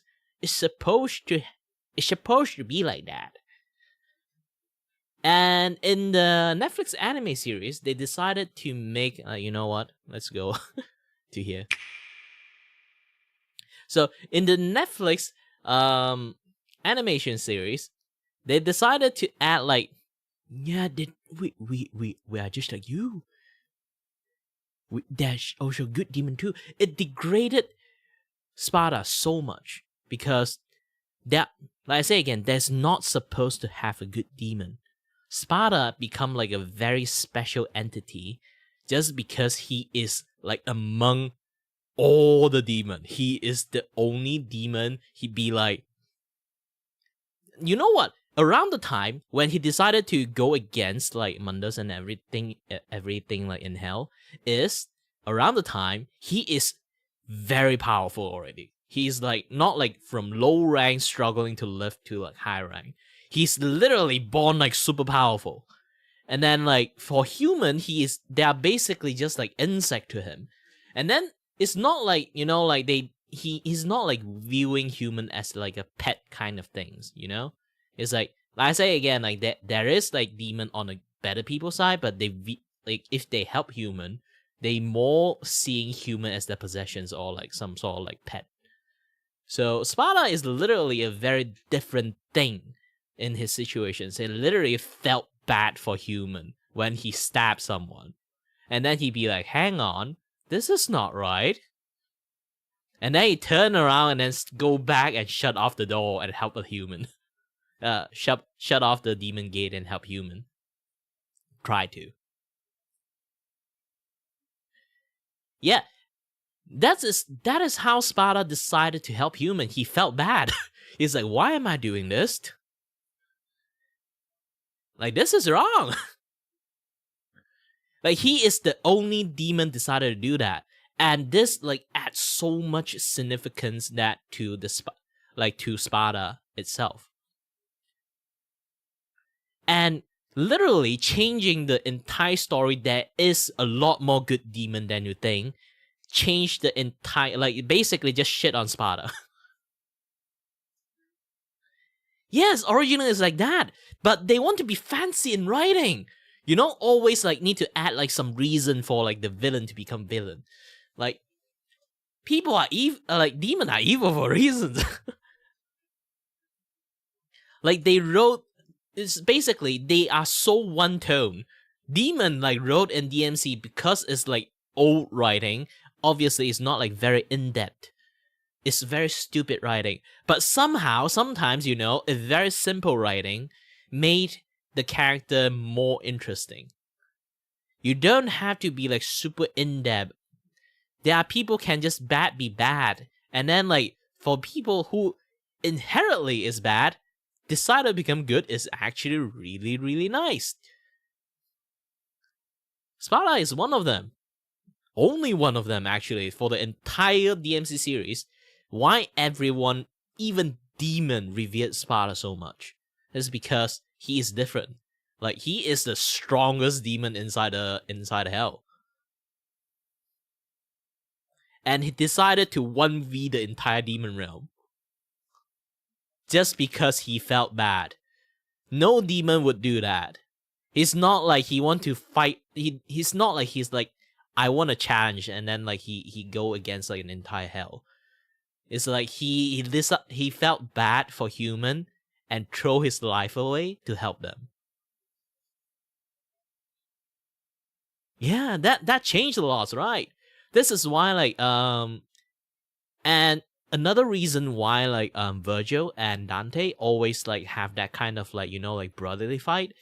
You already can see like the dynamic of like one is appear to be more human, one is appear to be more demon.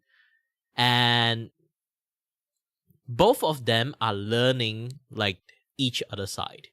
Because like I say again, demon is pure evil, and then they have like the other half of like the human, and then like other half of demon. Both of them are struggling, leaning to like either side of them. That is their philosophy of their characters. This is why there's twin and then two guy. Virgil is actually inherently like at the beginning he's more human than like demon.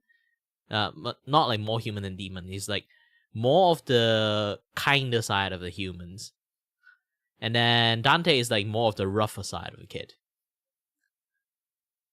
And then because they got separated, their life got different, this and that, yeah, that stuff.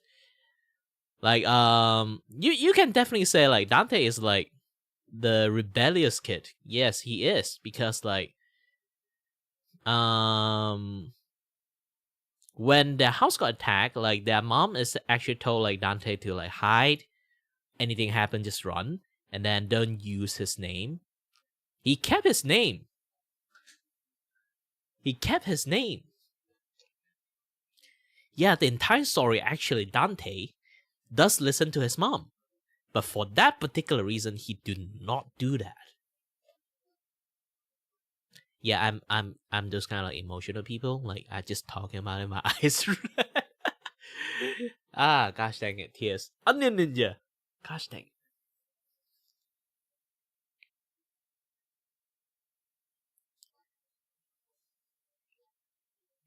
One of the reasons like why Virgil always like have that cringy moment, that hi there Demon Sniper. One of like that particular like cringy moment for Virgil is like he always want power, because he understand one thing. He is a very kind person when he was a kid, but he understand how powerless he is when like her mother died. He can't do jack shit, so he become like this like very power obsessed person that he need more power. But overall, he do not know why he want to gain power for. To be honest, he got nothing to protect. He got nothing to like take care of. All he can do is to point his anger at Dante. Actually, the entire thing, why Virgil hate Dante is a lot. He blamed like he's the one in, like, you know, like the kind of side of him. He would be like, I'm fine dying. So like like their mother should like ran away with Dante or something like that. Basically, just something similar to like it's Dante fault. In his brain, like some gear got stuck, like everything is Dante fault, and for a period amount of time, he gained power just to beat the crap out of him.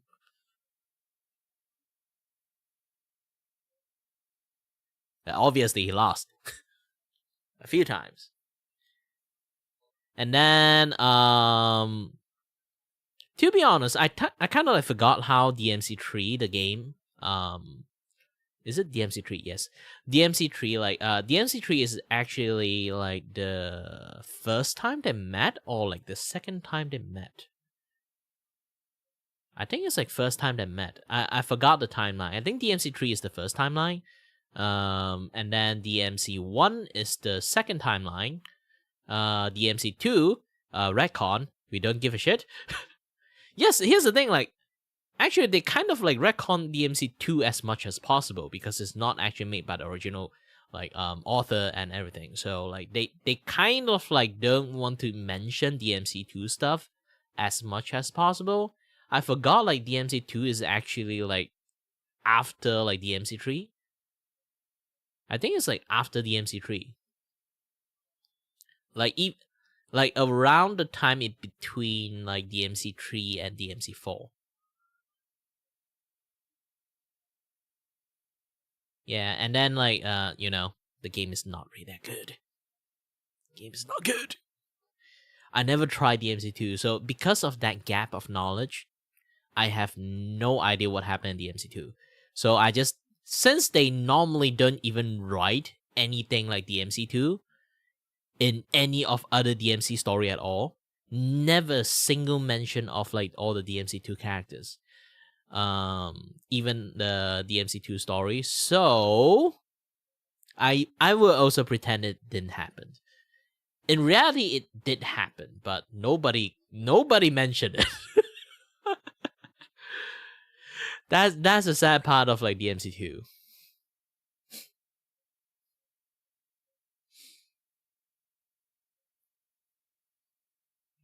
Yeah. Like I say again, like there's a lot of complex story when it comes to like DMC. It became complex, strangely enough, with that one tone setting. That demon equal bad, demon equal evil. Yeah, they literally are very literal in that sense. They are evil. And then those like philosophy guy in the Netflix series decided to be like, kind demon exist. Fuck you. Actually, they can salvage it. They can somewhat salvage the series if they make a season 2. If they make a season 2, everything they experience on the demon, like demon just trying to be kind, everything is just fake. Everything is propaganda. They kind of like made human to like thought like, oh, they are good demon, and then actually in reality there's like zero good demon at all. Yeah, that part would be better. That would fix a lot of things. Every demon is just pretend. Even those like at the very beginning one, those like few group who refugee level just trying to be kind, they actually are just evil. Like, yeah, I would love that if that actually happens. That would be a very big plot twist. if they really want to do that, they can salvage the entire series. They really can salvage the entire series just from doing that.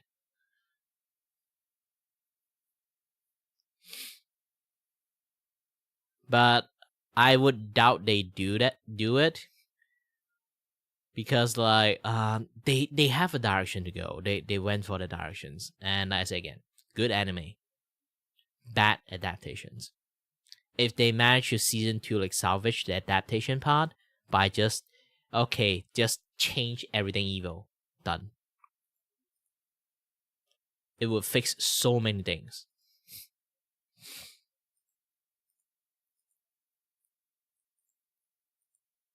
And speaking about everything about like Netflix stuff, holy shit, the kangaroo what thing again? I forgot, like the Gamble stuff, the Netflix adaptation of the live one. I was like, holy shit, they screw up so bad. Well, technically, even the Death Note they screw up so bad. So I already expected. I expected a long ass time ago. Like they already screwed up Death Note. And some people might actually legitly forgot Netflix actually make a Death Note live adaptation.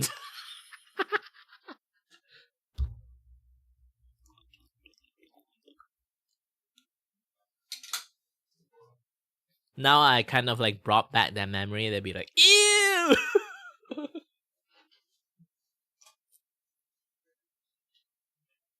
Alright, let's change back to the scene.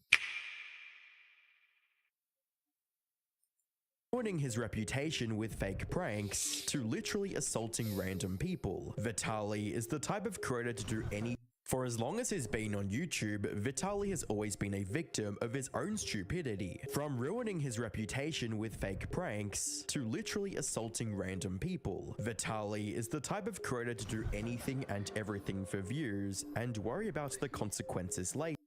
You know what? Good. Now he's in Philippines. Jail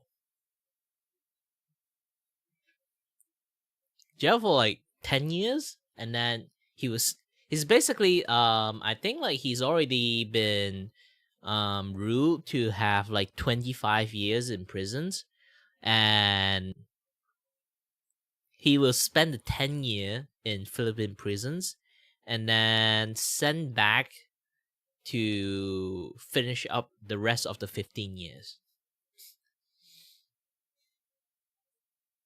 Good.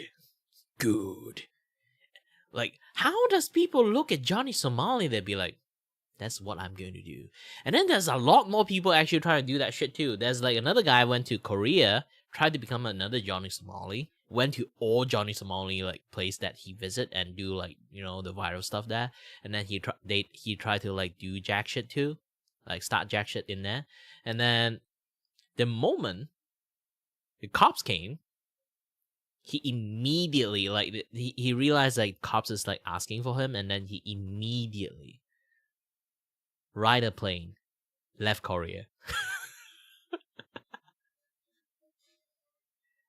He is the Loot Goblin 2.0 actually. He just received like, you know, like if people went into like his stream live, punch the shit out of him. Yeah, people like while they're alive, like they will like get like a bounty reward. I think Johnny Somali is still like around like million of like won. Is it won in like in Korean currency name? It's like, yeah, it's like around million. So if people manage to like go there, punch the shit out of Johnny Somali around the time like the bounty is there, like just punch him. I'm not sure it's like tap consider as one, but long as like something like happened to him live in there, like that person will get like his police processing, like, you know, like he will get like detained from police, like all those kind of like, you will get lawyer, you will get your processing fee be handled, and you'll be rewarded with this amount of money.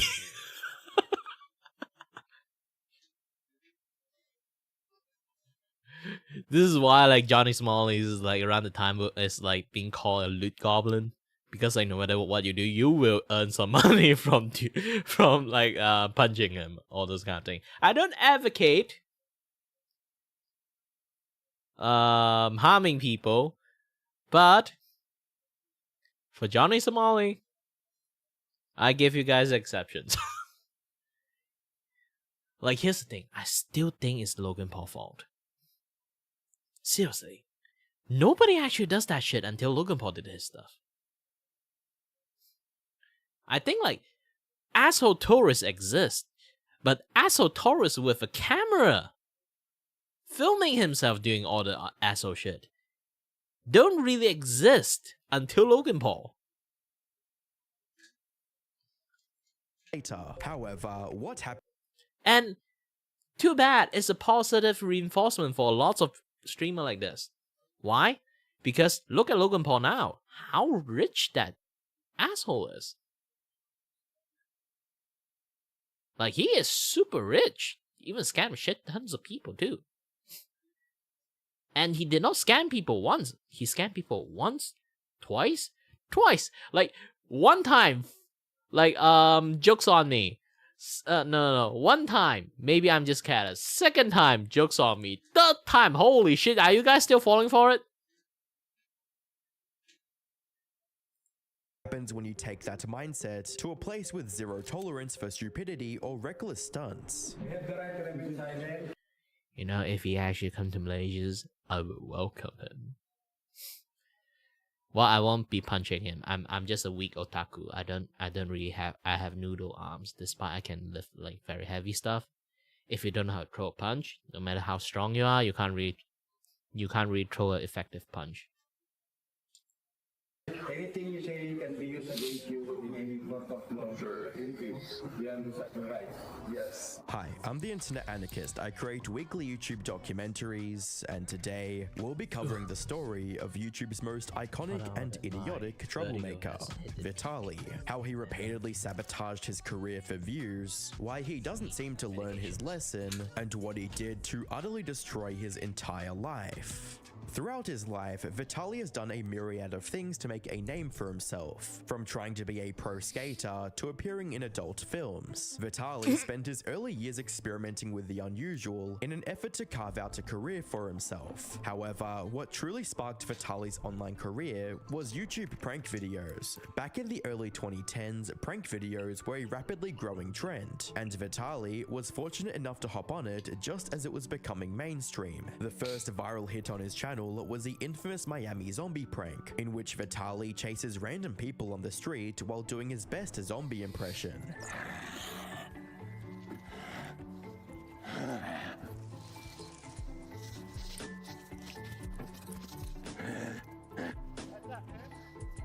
While the video managed to rack up an astonishing 30 million views and net Vitaly thousands of subscribers, the virality of the video and the reactions of the people in it and net Vitaly thousands of subscribers. That is what he looks like? Okay, I can't. Hold on a little bit. Okay, I'll be here. Hold on. Hold on. I'm trying to string myself up. Okay, over here.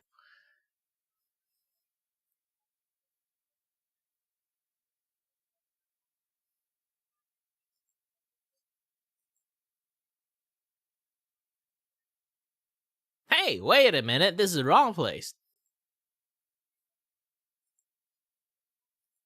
Alright. This is his zombie makeup. That guy is not scared of zombies. That guy is scared of crazy guy. No matter how you look at it, it's the worst makeup in the world.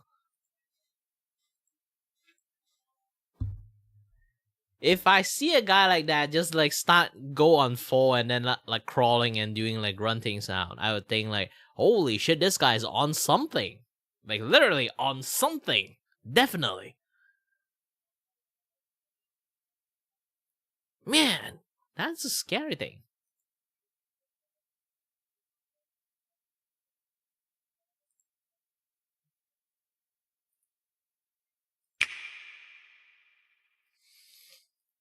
subscribers. The virality of the video and the reactions of the people in it was due to a very gruesome tragedy. A few days prior, a Miami resident named Ronald Poppo was brutally attacked and had a major part of his face consumed by Rudy Eugene, who was later dubbed the Miami Zombie. The incident expectedly left other Miami residents on high alert, and Vitaly was very much aware of that, but he didn't seem to care and took advantage of the tragedy for views. On one hand, it gave Vitaly his start on YouTube, but on the other, it warped his sense of what constituted as viral content. Harassing, disrespecting, and using other people's pain for views was a formula that would eventually come back to haunt Vitaly. However, at the moment, it has brought in tens of millions of views with uploads like Russian Hitman 60 Seconds prank, Woman Abuse in Front of Cops prank, and the classic Gold Digger prank. He even managed to land a lead in the movie Natural Born Prankster, alongside other internet pranksters like Roman Atwood and Dennis Rohde. For years, their pranks have gone viral. Never liked prank channel. I don't know how they managed to survive as a prankster. Never really like pranked.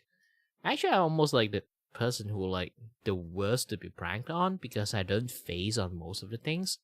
Unless you actually literally have a tiger like right in front of me pouncing at me, that is trying to kill me. Like unless anything actually is life threatening, it's really difficult to prank me. Hell away from my car, you stupid little prick. But what happens when they get too big for the internet? I don't know. How do you know? By 2019, Vitaly's unhinged escapades allowed him to surpass 10 million subscribers and cement his position as a YouTube icon. Within a few short years, Vitaly had gone from a no-name teenager harassing people to a widely recognized internet celebrity. But that success didn't come without a cost. On numerous occasions, Vitaly had been arrested by law enforcement and even spent a few days in jail at several points in his career. Some of his most notable misadventures and subsequent arrests include climbing the Hollywood sign. We begin at 6:30 with breaking news. Good evening, I'm Micah Ullman. A man believed to be a YouTube prankster has climbed the Hollywood sign and is now back down on the ground. Streaking during the 2014 World Cup.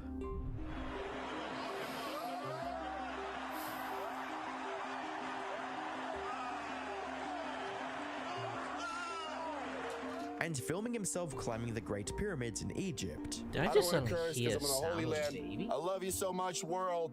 Thank you, universe. Thank you, Mother Nature, for bringing me to this incredible life.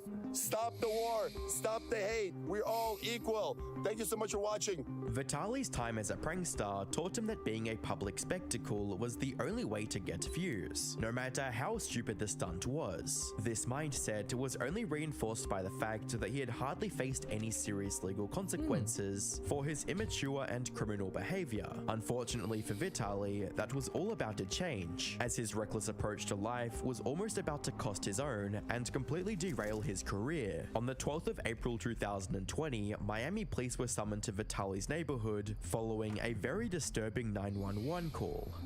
Exactly what's happening, ma'am. Somebody's outside shooting the out at somebody. Are there any weapons involved? No. No, he's just beating the out of somebody. Okay. Female on the ground. He was punching her in the face left and right. The assailant in question was none other than Vitaly, and according to both his later statements and police records. And again.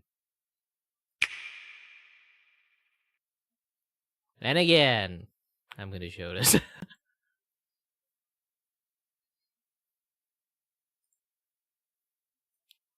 Look at his face. This is a face that is literally on something. Look at his pupil. I don't know if you guys can actually see it or not. He had consumed several grams of psychedelic mushrooms. Yeah. I say again. Yeah, it's definitely on something.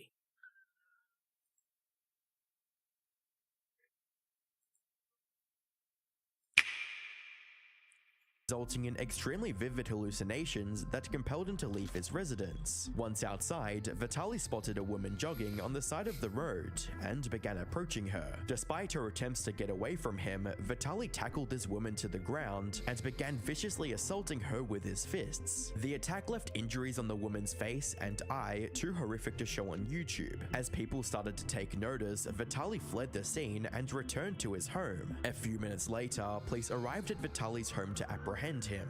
Your boy can stay back there. Put your hand on the car, man. No, put your hand on the car.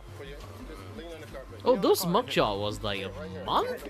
A few months afterwards. He's still on mushroom? Gosh dang. I see puto. News on the internet spread like wildfire and immediately destroyed Vitaly's reputation as brands, fans, and other influencers began distancing themselves from him.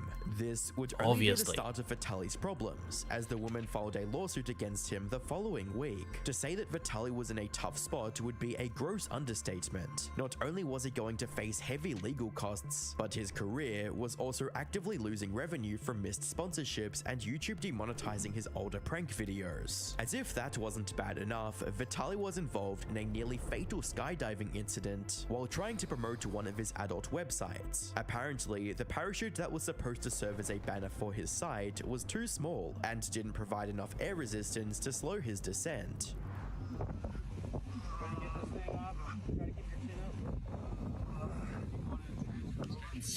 Do us a favor, keep your neck straight, okay?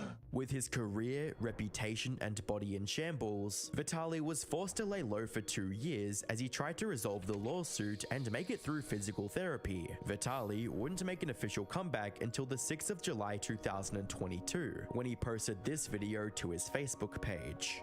What's good, people? I wanted to do this video for a long time, but I simply wasn't ready, and I wanted to let you know what I've been going through in my life for the last 2 years and why I stopped uploading videos. I want to be real with you. I simply stopped uploading videos because I got burnt out. Before I had fun, and then it became a business and a job, and I was hanging around wrong people. The fame got to my head. I started abusing drugs and alcohol, traveling the world with beautiful women. You think it's all cool, but at the end, I wasn't really happy. Because of drugs and alcohol, I got into serious legal trouble. A legal trouble that I'll remember, regret, and have to live with for the rest No, of it didn't my go into serious trouble, bro. He almost killed a person. Vitaly apologized to his fans and promised to be a better person. However, he refused to mention outright what he did and the woman he harmed.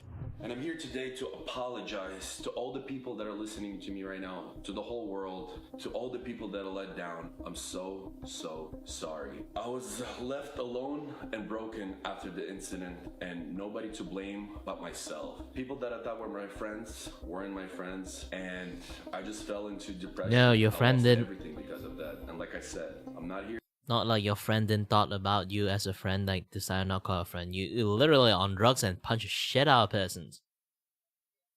To blame anybody but myself. I take responsibility for my actions, and I simply fucked up. I'm so sorry. For the people that are listening to this, for the people that love me, for the people that hate me, for the people that don't even know who I am. Look what drugs and alcohol did to me. It almost ruined my life. I jeopardized my career. I lost relationships. I pretty much lost everything. It was obvious that Vitaly wanted to worm his way back into the hearts of viewers, and while they accepted him, there was one statement that foreshadowed the real reason he was coming back: money. I've been sober for 7 months, and I feel better than ever. I started to be motivated again. I started wanting to make videos again for fun, not for business, like it used to be when I first started. Regardless of his motives, Vitaly had made his return to the internet, but it was only a matter of time before he returned to his old ways. By the start of 2023, Vitaly moved his online activities from YouTube over to Kick, where he began doing IRL streams regularly. After all this time, you'd expect Vitaly to either come up with a new content strategy or at least tone down his previous one. Unfortunately, you can't teach an old dog new tricks. Vitaly immediately returned to harassing random people in a manner reminiscent of his original prank videos. How are you? Well, how are you? I'm good. How are you? Good. I want to ask you a question. Okay. Would you mind if I eat your booty? I'm sorry. Sorry, this isn't a plausible conversation. It's not? No, I'm sorry. Why? You're wearing a pink shirt, so I thought it's like, No, it's sorry. like welcome to Miami. I'm here for one reason and one reason only. To pick up black girls like you and eat them out like there's no tomorrow. That is very offensive for a person who wearing a pink shirt too. Well, technically, this one is red, but I do own a lot of pink shirts. Naturally, people weren't very interested in content from a previous era and barely engaged with the streams. This forced Vitaly to take an even more drastic approach to his content. Around 2024, Vitaly rebranded himself as a predator catcher and centered his content around setting up sting operations with larger streamers like Aiden Ross. Yeah, bitch! Stay down! Come on, man, I didn't do anything, bro. Okay, rush your head. You're a piece of shit, bro. You want to fuck me? No, man. You. Scum of the earth, bro. You deserve death. Death. Death. You deserve... Man, you wanted to the ass, bro. No, I did not. Man, you wanted to in the ass. When the hell did I say that? Man, I know you want to the ass. He looks like a nice little 50-year-old boy. You want to... No, bro. With a more justified target for his harassment and a viewer base that enjoyed watching predators getting taken down, Vitaly found a new way to monetize his unhinged antics and wasted no time in doubling down on it. For the next several months, Vitaly and several other internet personalities lured in and humiliated predator after predator. This type of sensational content rapidly drew in millions of viewers and hundreds of thousands of followers, eventually resulting in Vitaly receiving a kick deal through Aiden Ross. I've generated 400 million impressions on Kick. Where do I send the invoice? To me. Really? Yeah. Oh shit. Oh shit. I'll get it approved. Oh shit. Yeah. Oh shit. I'm not gonna lie, bro. Bro, this is no budget, Vitaly, bro. You don't understand what I want to do for the platform, bro. Yo, y'all really gotta fuck with him. Man, fuck the minimum deal for him. We gotta give him the max contract. Social media success aside, Vitaly's campaign against predators has some concerning qualities that stand out when viewed critically. For one, a majority of the predators he catches are rarely arrested, and of those that are apprehended, there's yet to be any solid convictions. This fact holds true even when they catch someone notable. Furthermore, while Vitaly is supposed to bring these scumbags to justice, he's shamelessly promoting gambling the entire stream. 1 minute, he's forcing an alleged predator to kiss his feet. On your knees. Kiss my feet and apologize. Kiss my feet. Kiss my feet. Thank you so much. Kiss my... And the next, he's shilling online casino games to his viewers. If I lose right now, oh boy, okay? Pick a mine. Pick a mine. Click anywhere on the screen. You better fucking click it right. Good boy. I give you one more chance. Pick a mine. It better be green. It better be green. It better be green. Whoo, my boy's making me bread. One more mine. Uno más. Uno más. Should I give him another try? He's making us bang. Good boy. Good boy. To Vitaly, this wasn't about bringing predators to justice. It was about making a public spectacle and a quick buck. Sadly, it wasn't long before Vitaly's game of Catch the Predator yielded some real consequences for everyone involved. During one of his sting operations, Vitaly received a kick ban after a predator decided to take his clothes off in front of a hired actress. This incident not only highlighted how incompetent Vitaly and his team were, but also how dangerous these types of operations could be. Kick would eventually reverse the ban, and Vitaly was once again forced to find a new way to make money off harassing people. Unfortunately for Vitaly, this next method he settled on would cost him much more than a simple ban. By the 27th of March 2025, Vitaly abandoned the predator catching and moved to the Philippines to try his hand at travel vlogging. Show you who's behind the camera. It's gonna be Kane, the man, the myth, the legend. What's good, Kane? You got the craziest fucking stories. Chad, we're gonna have so much fun today. Let's show him the villa, man. Let's walk around, dude. For a while, Vitaly seemed to have good intentions when he entered the country and visited less fortunate areas to give away various items.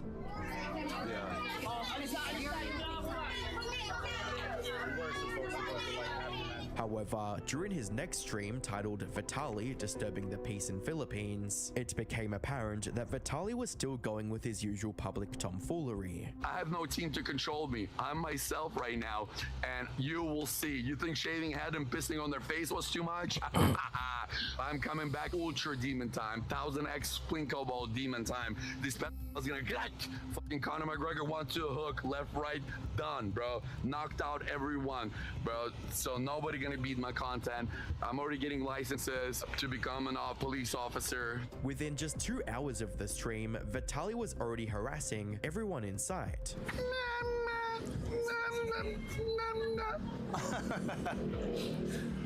I have a question. I have a very important question for you.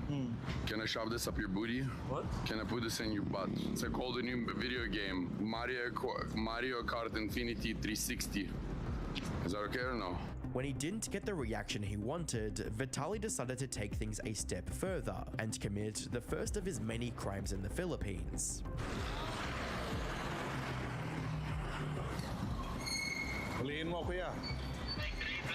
How can a person Cop doesn't want to do anything. be He's this just stupid? He's not chasing me. I know. I want you to chase me. To chase me. If harassing people the first time didn't work, Vitaly was more than willing to do it as often as he had needed to get the reaction he was looking for.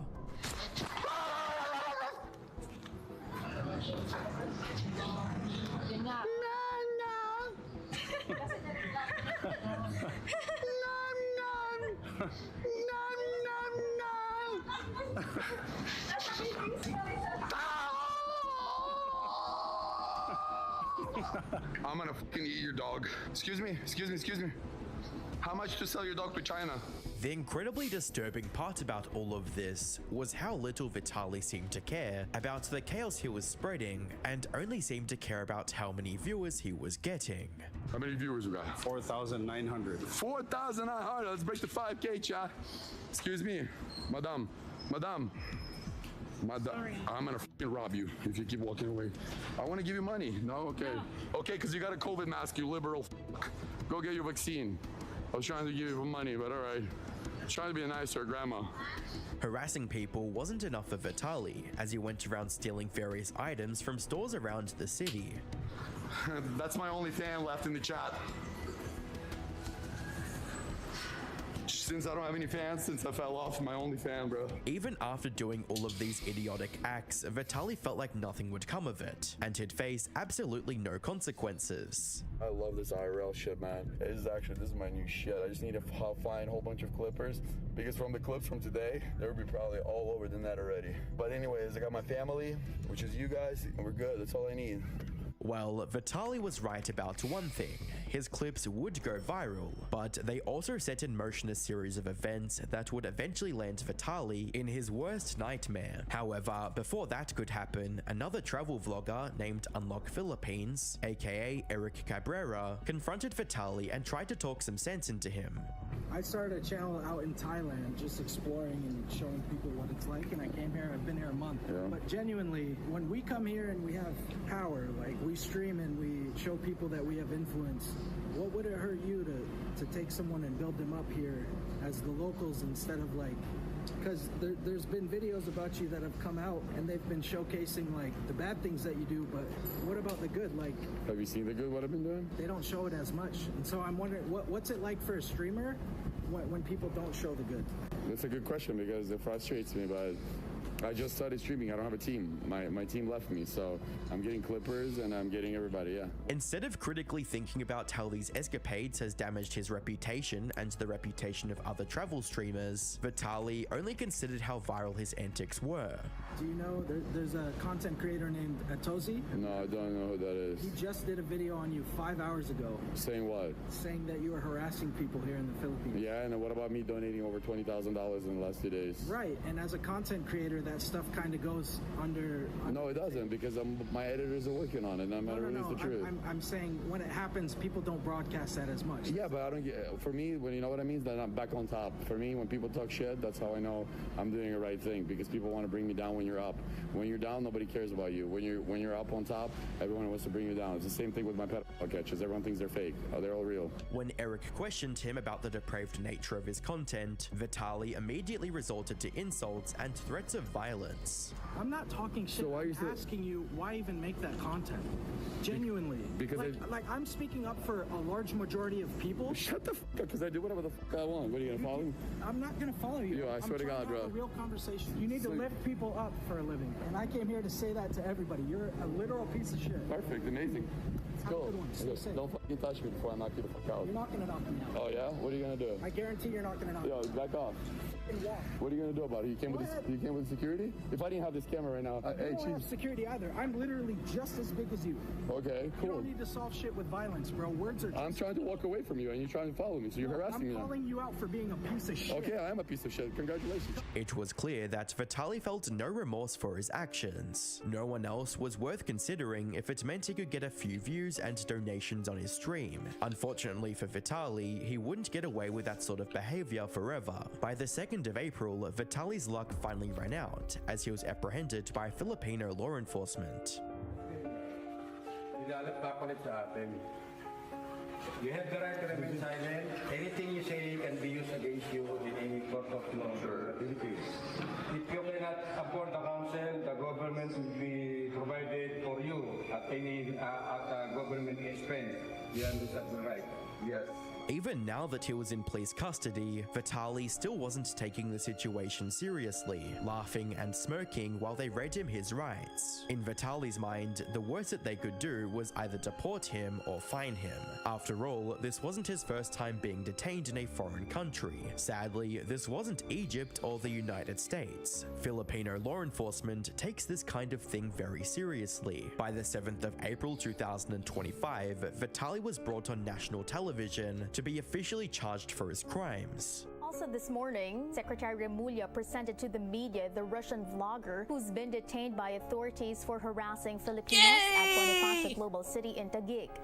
For a bit of extra context, Vitaly was being charged with the following crimes: alarm and scandal, attempted theft, and unjust vexation. Altogether, these charges could land Vitaly multiple decades in prison if convicted. And there's no doubt that the Filipino law system wants to make an example out of Vitaly, but only time will tell what his exact punishment will be. Throughout his entire career, Vitaly has been incapable of acknowledging his mistakes and has been radically delusional about the potential consequences of his actions. For years, he harassed, threatened, and provoked people to grow his online platform. Even when people warned him about the danger, Vitaly felt he knew best, and thought anyone criticizing him was just trying to keep him down. Since he hadn't received any real time behind bars,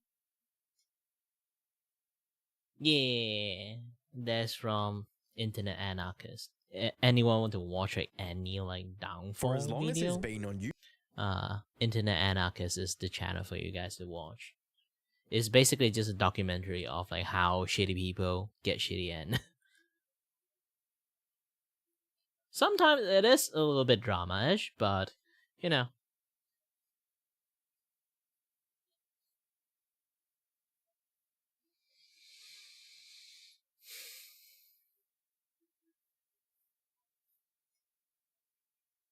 But generally is really focus on people who already did batshit crazy stuff and got the consequences of it. It's not like, oh, you did something bad and tomorrow they make an entire video about you, and then new development came in and then shit become different. Stuff like that. Could you be a deer and pass me a beer? Be a deer, pass me a beer. And I'll open it with this permanent marker, this pen. I'm going to open a beer with a pen. This perma marker. Thank you. Not sponsored. We're not, are we? Somebody else shit. Cheers everyone. So nearby Josh, what do you know about Transformers? I know it is one of the biggest childhood franchises of all. It's the best. Few characters in fiction have eaten as much shit as Optimus Prime, to the point where he's canonically died 36 times. Did you know? 36? He's canonically died 36 times, yeah. He has a dozen canon deaths just in the comics alone. I think one of the deaths that he had was, he cheats in a video game, and he's so overcome with the grief of dishonor that he just murders himself. He's I can't do it. I can't live in a world where I cheated. Oh my god! Yeah. However, arguably his most famous death came in the Transformers the movie, and I hate that it's called that.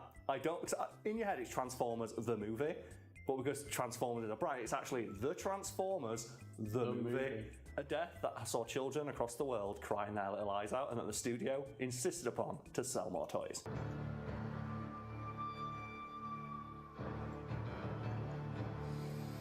So that number of deaths might be wrong depending on whether or not he's died recently, but the Transformers wiki has this like great breakdown of all the times Optimus Prime's died, and it's like at least 3 dozen times. Like, I know that comic books have a real tendency of trying to refresh things by murdering their main character. Yes. But why do they think killing Optimus is the way to go? Because it's dramatic, and it allows you... The next thing is when Optimus Prime dies, then he can come back with a new body.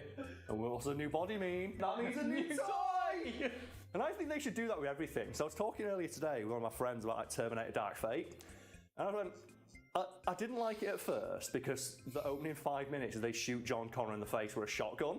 But after thinking about it, I wish more movies open with the main character of the previous movie being shot in the face with a shotgun, just to see what that'd do to the industry. Do you remember that film, Brad? Like when I told you about that, and you were like, baff, like wait, they Oh, just there shoot John Connor in the is. face with a Look at shotgun Last because of it's Us. no, it's Well, legit technically the not like opening scene of shotgun. the movie is CGI John Connor, and it's just like, he said, "Hi, Mom."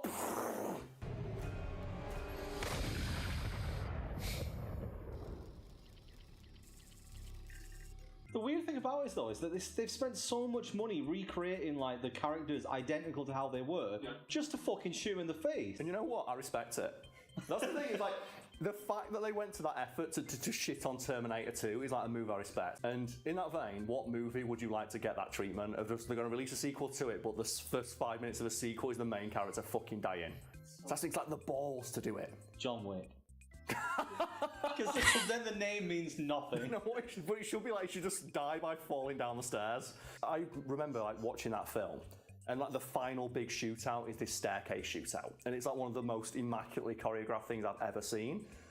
And I was like, how the fuck are they going to top this? And he gets all the way to the top, and then someone kicks him down the stairs, but he rolls so long because, and you can tell that the stuntman was like really putting their all into it. When you don't think he's going to come to a complete stop, he suddenly gets more momentum out of nowhere. Then he has to fight his way back to the top again.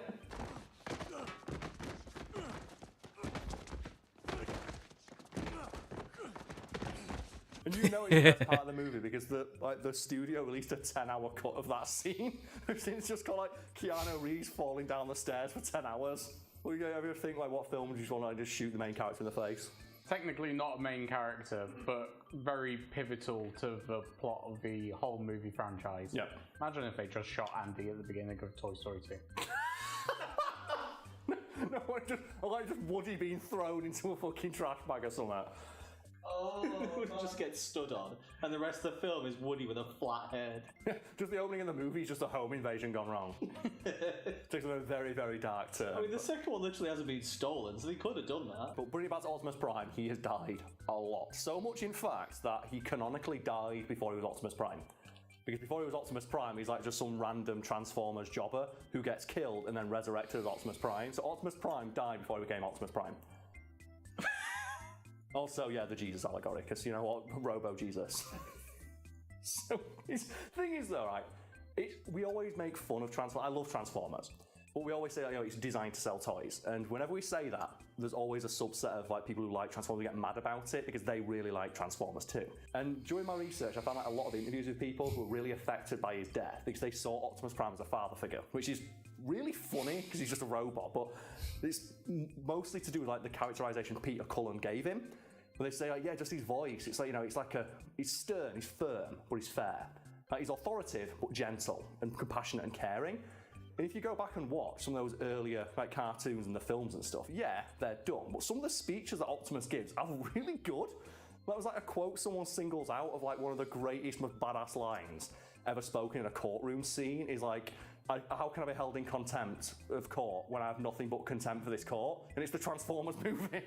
It's like, why is that so weirdly like poetic? And it's just a fucking robot saying it. Try silence or you'll be held in contempt of this court. I have nothing but contempt for this court. So you got any like favourite like cool quotes from like seemingly dumb characters?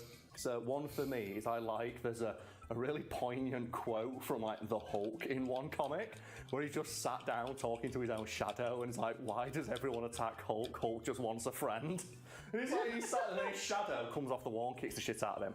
I mean, whilst technically not dumb, it's from a source you don't expect. Yeah. And it did make the rounds on the internet a few years ago. But Mewtwo coming to the realization at the end of the first movie, it isn't how you're born or where you come from that makes you a person, it's your own actions. The circumstances of one's birth are irrelevant. It is what you do with the gift of life that determines who you are. Yeah, that's the thing. What is it with like kids media? Someone's having like the rawest fucking quotes. Like Optimus Prime's like, like freedom is the basic right of all sentient life before he just like fucking backhands Megatron through a wall. But like, I love the Transformers for that. And so to those fans who get annoyed when we make fun of Transformers, it's designed to sell toys. That doesn't mean it's not good. It's just that's an objective fact. They made it to sell toys. The reason they killed Optimus off is to keep making new toys. Like, so do you remember the Transformers the movie at all? Because like his death scene is very iconic, but there's a lot of people like misremember the sort of Mandela effect goes on with it. I only remember the Robot Chicken version. Okay, because it's been parodied a lot. It's been so long since I watched it. Well, you can see the visual in your head, can't you? Him like lying on the table and turning grey. Yeah, a very iconic image, and there's a lot of people out there remembering like crumbling to dust, and that's like, as I said, like a Mandela effect thing, because that's how Starscream dies. So people like kind of conflate the two in the head, and they remember that Optimus Prime like crumbling away into dust as they like cried their eyes. I was like, no, he fades away. But the thing that like blew my mind when I researched is that he dies 20 minutes into the movie. It's 20 minutes in, like the first, like before you even got to the first half an hour, the main character is dead. And you think, and he doesn't come back. That's what makes it crazy. Like, do you think that's the perfect setup? Is it, he comes back at the end of the film, all powered up with a new body? It's like, no, they just fucking straight up killed him in the first 20 minutes. And it's like, it came as such a shock to people because those original Transformers cartoons, people died all the time and just got rebuilt because they're fucking robots. So the idea that they killed Optimus Prime and then just didn't bring him back was like hilarious to me. But he did come back. He did come back, yeah, but not in the film. All right. And it's like, no, I think like the opening like few minutes of the movie as well, it's just like, oh, here's like, what's the fucking big robot in that called now? Unicron. Just like lasering a Transformers planet. And it's like drawn in the most ridiculous level of detail. There's these tiny, there's actual like robotic Transformer children who get obliterated to dust. It's like, why is this movie going so fucking raw? What's going on? I'm just checking, but I think the voice of Unicron is Tony J. No, it's Orson Welles. It's Orson Welles because he recorded it on his deathbed. Oh yeah, no, it's someone's put here. He would have been perfect as Unicron, but yeah, no, I remember it was somebody with a famous voice. Yeah, it was. He recorded it on his deathbed. It was the last thing he did. His last role. Yeah, his last role was Unicron in the Transformers movie. That's what we all remember him as. To be fair, he did a really Even good though job. I just got it wrong. He did a really good job, and like he was like happy to work on it. And when someone asked him, like, "Oh yeah, I just did this like this fun cartoon. I play a robot of some kind." And then it turns out that robot fucking murks everybody. But yeah, just the fact that like, they went to Orson Welles, like, and we're talking about the like peak sellout Orson Welles here, like when he was doing like that advert for peas, or the wine one that Brad loves so much. Where he's like, what was true nearly a century ago is still true today. Paul Masson will sell no wine before it's time. Because like we did a video a while back that was like, was it Orson Welles Didn't Give a Fuck? Yeah, like, yeah. One of those ones. And he was the one who they did that. Was it Alan Dr. Moreau? Yeah. And no, that was Marlon Brando. That was Marlon Brando. He wore, like, the There's so many of these diva actors we've done videos on before. Mm-hmm. It's not that Orson Welles was a diva. It's just that he didn't care because he's Orson. He's like, whenever anyone criticizes, like, I wrote Citizen Kane. He's like, okay, he did write Citizen Kane. No, he was the one who told people to fuck off, wasn't he? Yeah. He always like sign all of his like letters saying. You can watch the video on it if you're interested, folks. But the Cliff Notes version is that Orson Welles would sign all of his fan mail as "fuck off." That's right. No, sorry. Go and fuck yourself. This is a story from an actor who wrote in fan mail, and they got a letter back a few weeks later that just said, "I don't care. Go and fuck yourself, Orson Welles." I would frame it. You would, wouldn't you? He didn't give a shit. He's like, again, because I wrote Citizen Kane, and what? You can't. You can't drift on a one success your entire life. You can when it's Citizen Kane. Who thought it was such a perfect idea to kill your main character in the first 20 minutes? It was the studio, because the writers did not want to kill Optimus Prime, because they, like, when they were told, okay, so this movie, wipe the slate clean, kill all the Transformers, because we want to do a new season with new Transformers to sell new toys. And the writers were like, that's probably not a good idea. So you could probably get away with killing a couple of them, but don't do it to Optimus Prime. A lot of kids like Optimus Prime. Like, we're inundated with fan mail every week from people who like love Optimus Prime. I mentioned like a lot of people have like, you know, a warm familiarity for the character, for the voice, because they, you know, they saw him as like a fatherly figure. So, you know, it's it's a dumb show, but you know, kids were attached to Optimus Prime, and the writers knew that. It's like, don't kill Optimus Prime, and if you're gonna do it, bring him back. Like, no, fuck it, he's just a robot. Who gives a shit? Kill it. Why would you care? We'll make a new one. They'll learn to love that new character instead. Do it. And the writer's like, I guess we better kill Optimus Prime. sorry, kids. Daddy's going away. No, to their credit though, Optimus Prime goes down like a fucking boss. But you said he goes out changing colour to grey. Well, that's after he's been, like, you know, fatally wounded. But he goes down like a fucking boss because he does the Optimus thing of, oh no, there's like an entire army in front of us, whatever we do. It's like, fucking hell. I've got to do it all myself again. You know, this like sick, awesome like scene where he just like basically runs in, fights the entire army on his own, double backhands Megatron, and they get shot in the back.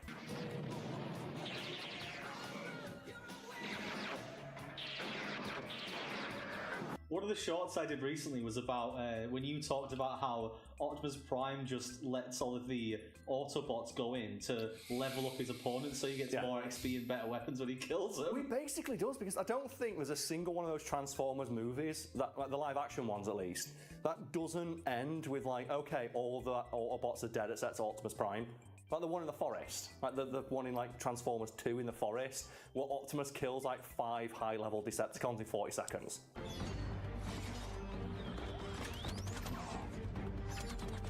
He does then get killed himself. He does, but he gets stabbed in the back. But then he gets resurrected, gets a better weapon. Yeah, which is what you'd expect to happen. But yeah, and apparently that was like Peter Cullen. That was like a request from him. Of like... I don't want to do as much voice acting in this one. No, he's getting stabbed in the back. Because you know, I think Megatron says something along the lines of, you're weak or something like that. And Peter Cullen's like, I don't like him saying that after Optimus has whooped that much ass. Can you have him say it in like a more like sneery way after he stabbed me in the back? Does something cowardly. Because it called for, like, you know, like Megatron to beat him one-on-one and call him a coward. It's like, I don't like that because no one's beating Optimus one-on-one. It's never gone well for anybody who's ever tried doing that. What was the fallout of killing Optimus Prime so soon? It was severe and immediate, and there are stories from like people who went to review the movie, and it didn't review very well because it's a kids movie to sell toys. Like I say, it's not a knock on its quality, it just didn't review well. But all the reviews are, from the moment he died, all you heard was crying children. Just crying children the entire way through the film, and the studios were inundated with like letters from parents like, why the fuck did you kill that stupid robot? My kid's been crying. Like, do you know that meme of like, oh thanks, kids crying, great? Like, there was apparently one kid who locked himself in his bedroom for 2 weeks because Optimus was dead. What are you doing, Brad? Sorry. I can just hear, he's just in my fridge nicking my shit. What are you doing? You said make yourself at home, so I'm not gonna leave it. What are you doing? Oh, you're getting a beer. Yeah, I'll make myself a salad. No, I just heard like you opening, like rustling and opening bags of stuff. What are you doing? So all I could see from my perspective is Brad crouched down in my fridge. When we first started this channel, I was so professional, and now in the middle of recording, just going in your fridge and stealing shit. Oh man. The thing is, though, it's the loudest thing in the world. There's nothing louder than someone trying to be quiet. It's like... I think like the loudest thing I've ever heard is when I came in drunk once and I dropped my electric toothbrush in the sink. It was the loudest thing I've ever I don't know why, but it went mental. It was all over. Couldn't grab it. Like, kids were crying, they were upset, they were inconsolable. There were mass like writing campaigns from parents and kids of like bring Optimus back, which they did eventually. But like, you know, they didn't initially plan to do it. Their plan was, well, we're going to kill all the Autobots and just make new ones next season. And the writers, that's a bad idea. People are attached to these things. Like, well, why would they be attached to them? They're just stupid toys. Like, they're kids. Well, you know, let's just use ourselves as examples. Was there a toy you were weirdly attached to as a kid, Josh? Well, yeah, it was a collection of wrestling figures. Yeah. They were my pride and joy. Exactly, yeah. And that's the thing. You can't choose what, you know, become attached to as a kid. Like, so I always think of that like great picture out there, like that little kid who just got weirdly attached to like this fucking owl. Do you know, like those things you put on to like scare away like birds? You put like a fake plastic owl on your house, and just like the kid's just holding this owl, and it's like, my kid loves it, they won't put it down. I don't know why. Or was that other one about the kid who was like obsessed with like a lawyer commercial on TV?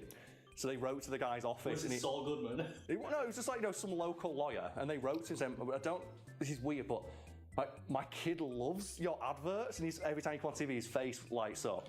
can you like possibly send us something like, you know, with your face on, like a signed photo or something? And his office sent all of his commercial equipment, like a cardboard cutout and everything. They just had this random lawyer-themed birthday party, and the kids fucking loving it. Yeah, it reminds me of a great interview with Don LaFontaine. He was the voiceover guy who did a joke that in a world, that dude. Like he was the movie trailer voice guy. No, like you'd recognise his voice, and it's like the voice that everyone imitates. So when you hear a movie trailer with a voiceover, they're mimicking that guy. This summer, like that guy. Yeah, and that's what they're emulating when they do it. And he was asked once, like, well, how many projects have you done? Like, you know, rough numbers, like thousands. And they asked him, like, well, you've been the voiceover for like, you know, these trailers for some really iconic movies, but you also done like a lot of bad ones. What do you do when you get like a really bad script? Because one of the things that he'd do is he was so prolific, he was allowed to make like changes and stuff when he gets some like early review copies, so he could like, you know, pick through like details that he might want to add to the script or what have you. And he just had a really good way of looking at it. Well, when I'm doing like a voiceover for a bad movie, I don't see it as a bad movie. I see it as that's someone's favourite movie. It might not be the greatest quality-wise, but someone out there really likes that movie. It's their favourite movie. I'm talking to them. And I just really like the attitude of it. Like, yeah, I might not think it's very good, but someone out there loves it. I know there's some kid out there whose like favourite movie is like Trolls 2. Or the Emoji Movie or something like that. Like, some kid out there was probably obsessed with that movie and watched it on repeat as a kid. On that topic then, what do you think is the most unlikely film to be considered somebody's favourite? So it can't be something that's really bad, because people like bad films. Yeah. Or really good. It's got to be the most middle of the road, boring, never made any impact film you can think of. It's probably like one I watched the other day, weirdly enough, because I had a movie night with a friend. And we watched this movie called Frogs, and it's a horror movie about frogs. And it's like shot on video, like terrible acting, terrible quality, but like that'd be someone's favourite movie. Because that's the thing, is like the amount of like creature features that were probably released in the 70s and 80s, that probably that exact film with like a different animal as the antagonist is like, you know, you wouldn't be able to count them all, but someone out there probably really likes frogs. If you are one of those people, let us know. If you suddenly got big hype to hear me mention the film Frogs, let me know. How about you? Least likely to be someone's it's favourite. difficult to think of something that's so, because it has to be middle of the road. But what's like, you know, the middle of the road thing that you like the most then? Because I've spoke at length before about my love, like the Power Rangers movie, for example, which is, you know, a very mediocre film. Power Rangers movie is awesome. But it's so cheesy and so 90s and like so camp, and you can tell that everyone making it was having so much fun. Like the guy who did Ivan Ooze is clearly having a fucking laugh when he's doing it. Teenager. Oh, every line of dialogue is fucking hilarious because it's delivered so like earnestly. Smells like teenagers. There's a genre of like films or TV shows that I always really like, and it's ones that have like an interesting concept to explore. And which one is it? Premonition, the one where it's a film. It might be Sandra Bullock, but it's a famous actress. I think Gillian McMahon plays the husband. Okay. And it's where every single day she wakes up, it's a different day of the same week, and so she experiences the death of her husband. So isn't that just waking up? No. Every day she wakes up, it's a new day. Oh my god! Obviously, there's more. It's the timeline jumps around. Okay. So she'll wake up and it'll be Saturday. Then she'll go to sleep and wake up and it'll be Monday. And so, like, she gets a future version of a day where she finds out her husband's dead, and then wakes up and he's there again. And it's like she has to figure out, is there a way to prevent his death?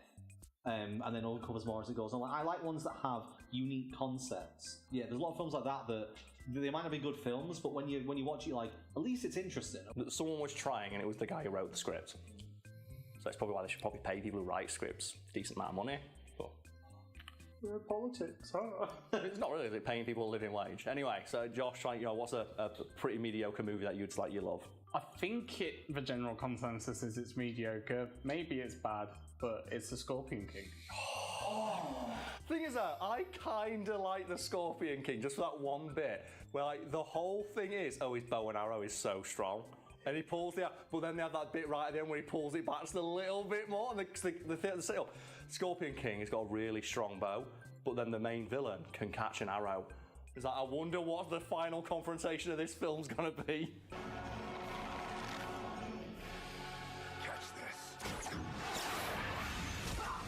So this is a good time to reveal. I have purchased The Scorpion King 1, 2, 3, 4, and 5, and I intend to make a video where I watch them and review them. Scorpion There's King? 5 of them. They made 5 of those things? Right, I believe, correct me if I'm wrong, if you know them. I believe number 2, Dwayne The Rock Johnson is replaced by Randy Couture. I don't know the actor, but it's a prequel, is the second one. It's a prequel to a prequel. So if you don't know, Brad, Randy Couture was a... Rise of a Warrior is the second one. Carry on. Randy Couture is a former UFC heavyweight champion. So a good actor then, yeah? Number 3, I believe, is Dave Bautista before he went into Hollywood properly. Is Bautista in one? Yeah. I mean, I guess I'll find this out when I do my review. Subscribe to Break Brad. There was that breakdown someone did, like, it's such a shame that Dwayne The Rock Johnson became, like, the wrestling actor guy when Dave Bautista and John Cena are fucking killing it in every project they're in. So I watched Peacemaker recently, and I was just so impressed by John Cena's performance. We see he's going to be in like Mortal Kombat now. Like fucking John Cena's going to be in Mortal Kombat. Oh, I hope Peacemaker specifically, isn't it? No, he is, yeah, it's Peacemaker. So it's John Cena's face. He's going to be fighting Omni-Man and Homelander. It's like, fuck yeah, let's go. Is he doing the voice? He must do. That's the thing, like, he's so charming in that thing. It's like, in like, talking about Transformers, he's in the Bumblebee movie, and he has the best line in it of like, why are we listening to these things? They're literally called Decepticons. It's like, and he's the only person to notice that, and like, they just overrule him. He's like, why are we listening to these things? They're clearly evil. Bringing it slightly background, how do you feel that Bumblebee is one of, if it's not it's one of the highest critically acclaimed Transformers movies? It's a good movie. Yeah. I really like the Bumblebee movie. It's weird what happens when you take the guy who just loves explosions out of the picture. Well, the first Transformers movie was okay from like a CGI standpoint. The CGI was really, and there's a really great interview with the people who did the CGI, where they talk about how they had to make the CGI worse. Because initially they were going to have they got actual experts on mechanics and engineering in, so that when they transformed, all of the stuff that was on the robot would be present on there, so they'd occupy the same amount of space. They'd have the same mass, but it made them really small, and Michael Bay's went make them bigger. So they worked out, okay, so Optimus Prime's this truck, so what if the Transformer actually existed and transformed, what would it look like? And they did that, and then Michael Bay came in and make it bigger. So they just fuck it, make it bigger. They are very big. Yeah. Well, initially they were a lot smaller, but they would have occupied the same amount of mass. It's like they're fucking alien robots, who gives a shit, make them bigger. Which they do a lot, apparently. It's like Cloverfield. Yeah. I did the Statue of Liberty head scene, that really iconic shot. In the initial trailer, it was the exact size it would be, but everyone online complained that it was too small. In their head, the Statue of Liberty is bigger, so they use CGI to make the head bigger, and therefore more unrealistic, but it's more realistic to people's expectations of reality, which are unrealistic. It's like when people go see the Mona Lisa, everyone in their head thinks... It's fucking tiny, it's like an A4 piece of paper size. Yeah. People in their head think the Mona Lisa is massive, but it's not. It's no bigger than a sheet of paper. I just found that really interesting, that people do that, and they complain that the film was unrealistic because it was too realistic. Somewhere in the comments right now, somebody's screaming that we're not talking about Transformers enough. You clicked on this video because it has Optimus Prime in the title. And if you just look, and I think I have to mention Transformers Devastation, just on the discs. If you look at the discs, you got Devastator on the front. And look what I was going to put my finger through in there. That has to be. That's got to be on purpose, right? The little Devastator dong. How do they not know? Those Buzz Lightyear toys have the straw where the knob is. It's like somebody knew. And just the caption's always, it's not going to suck itself. Yeah, Optimus Prime fucking died.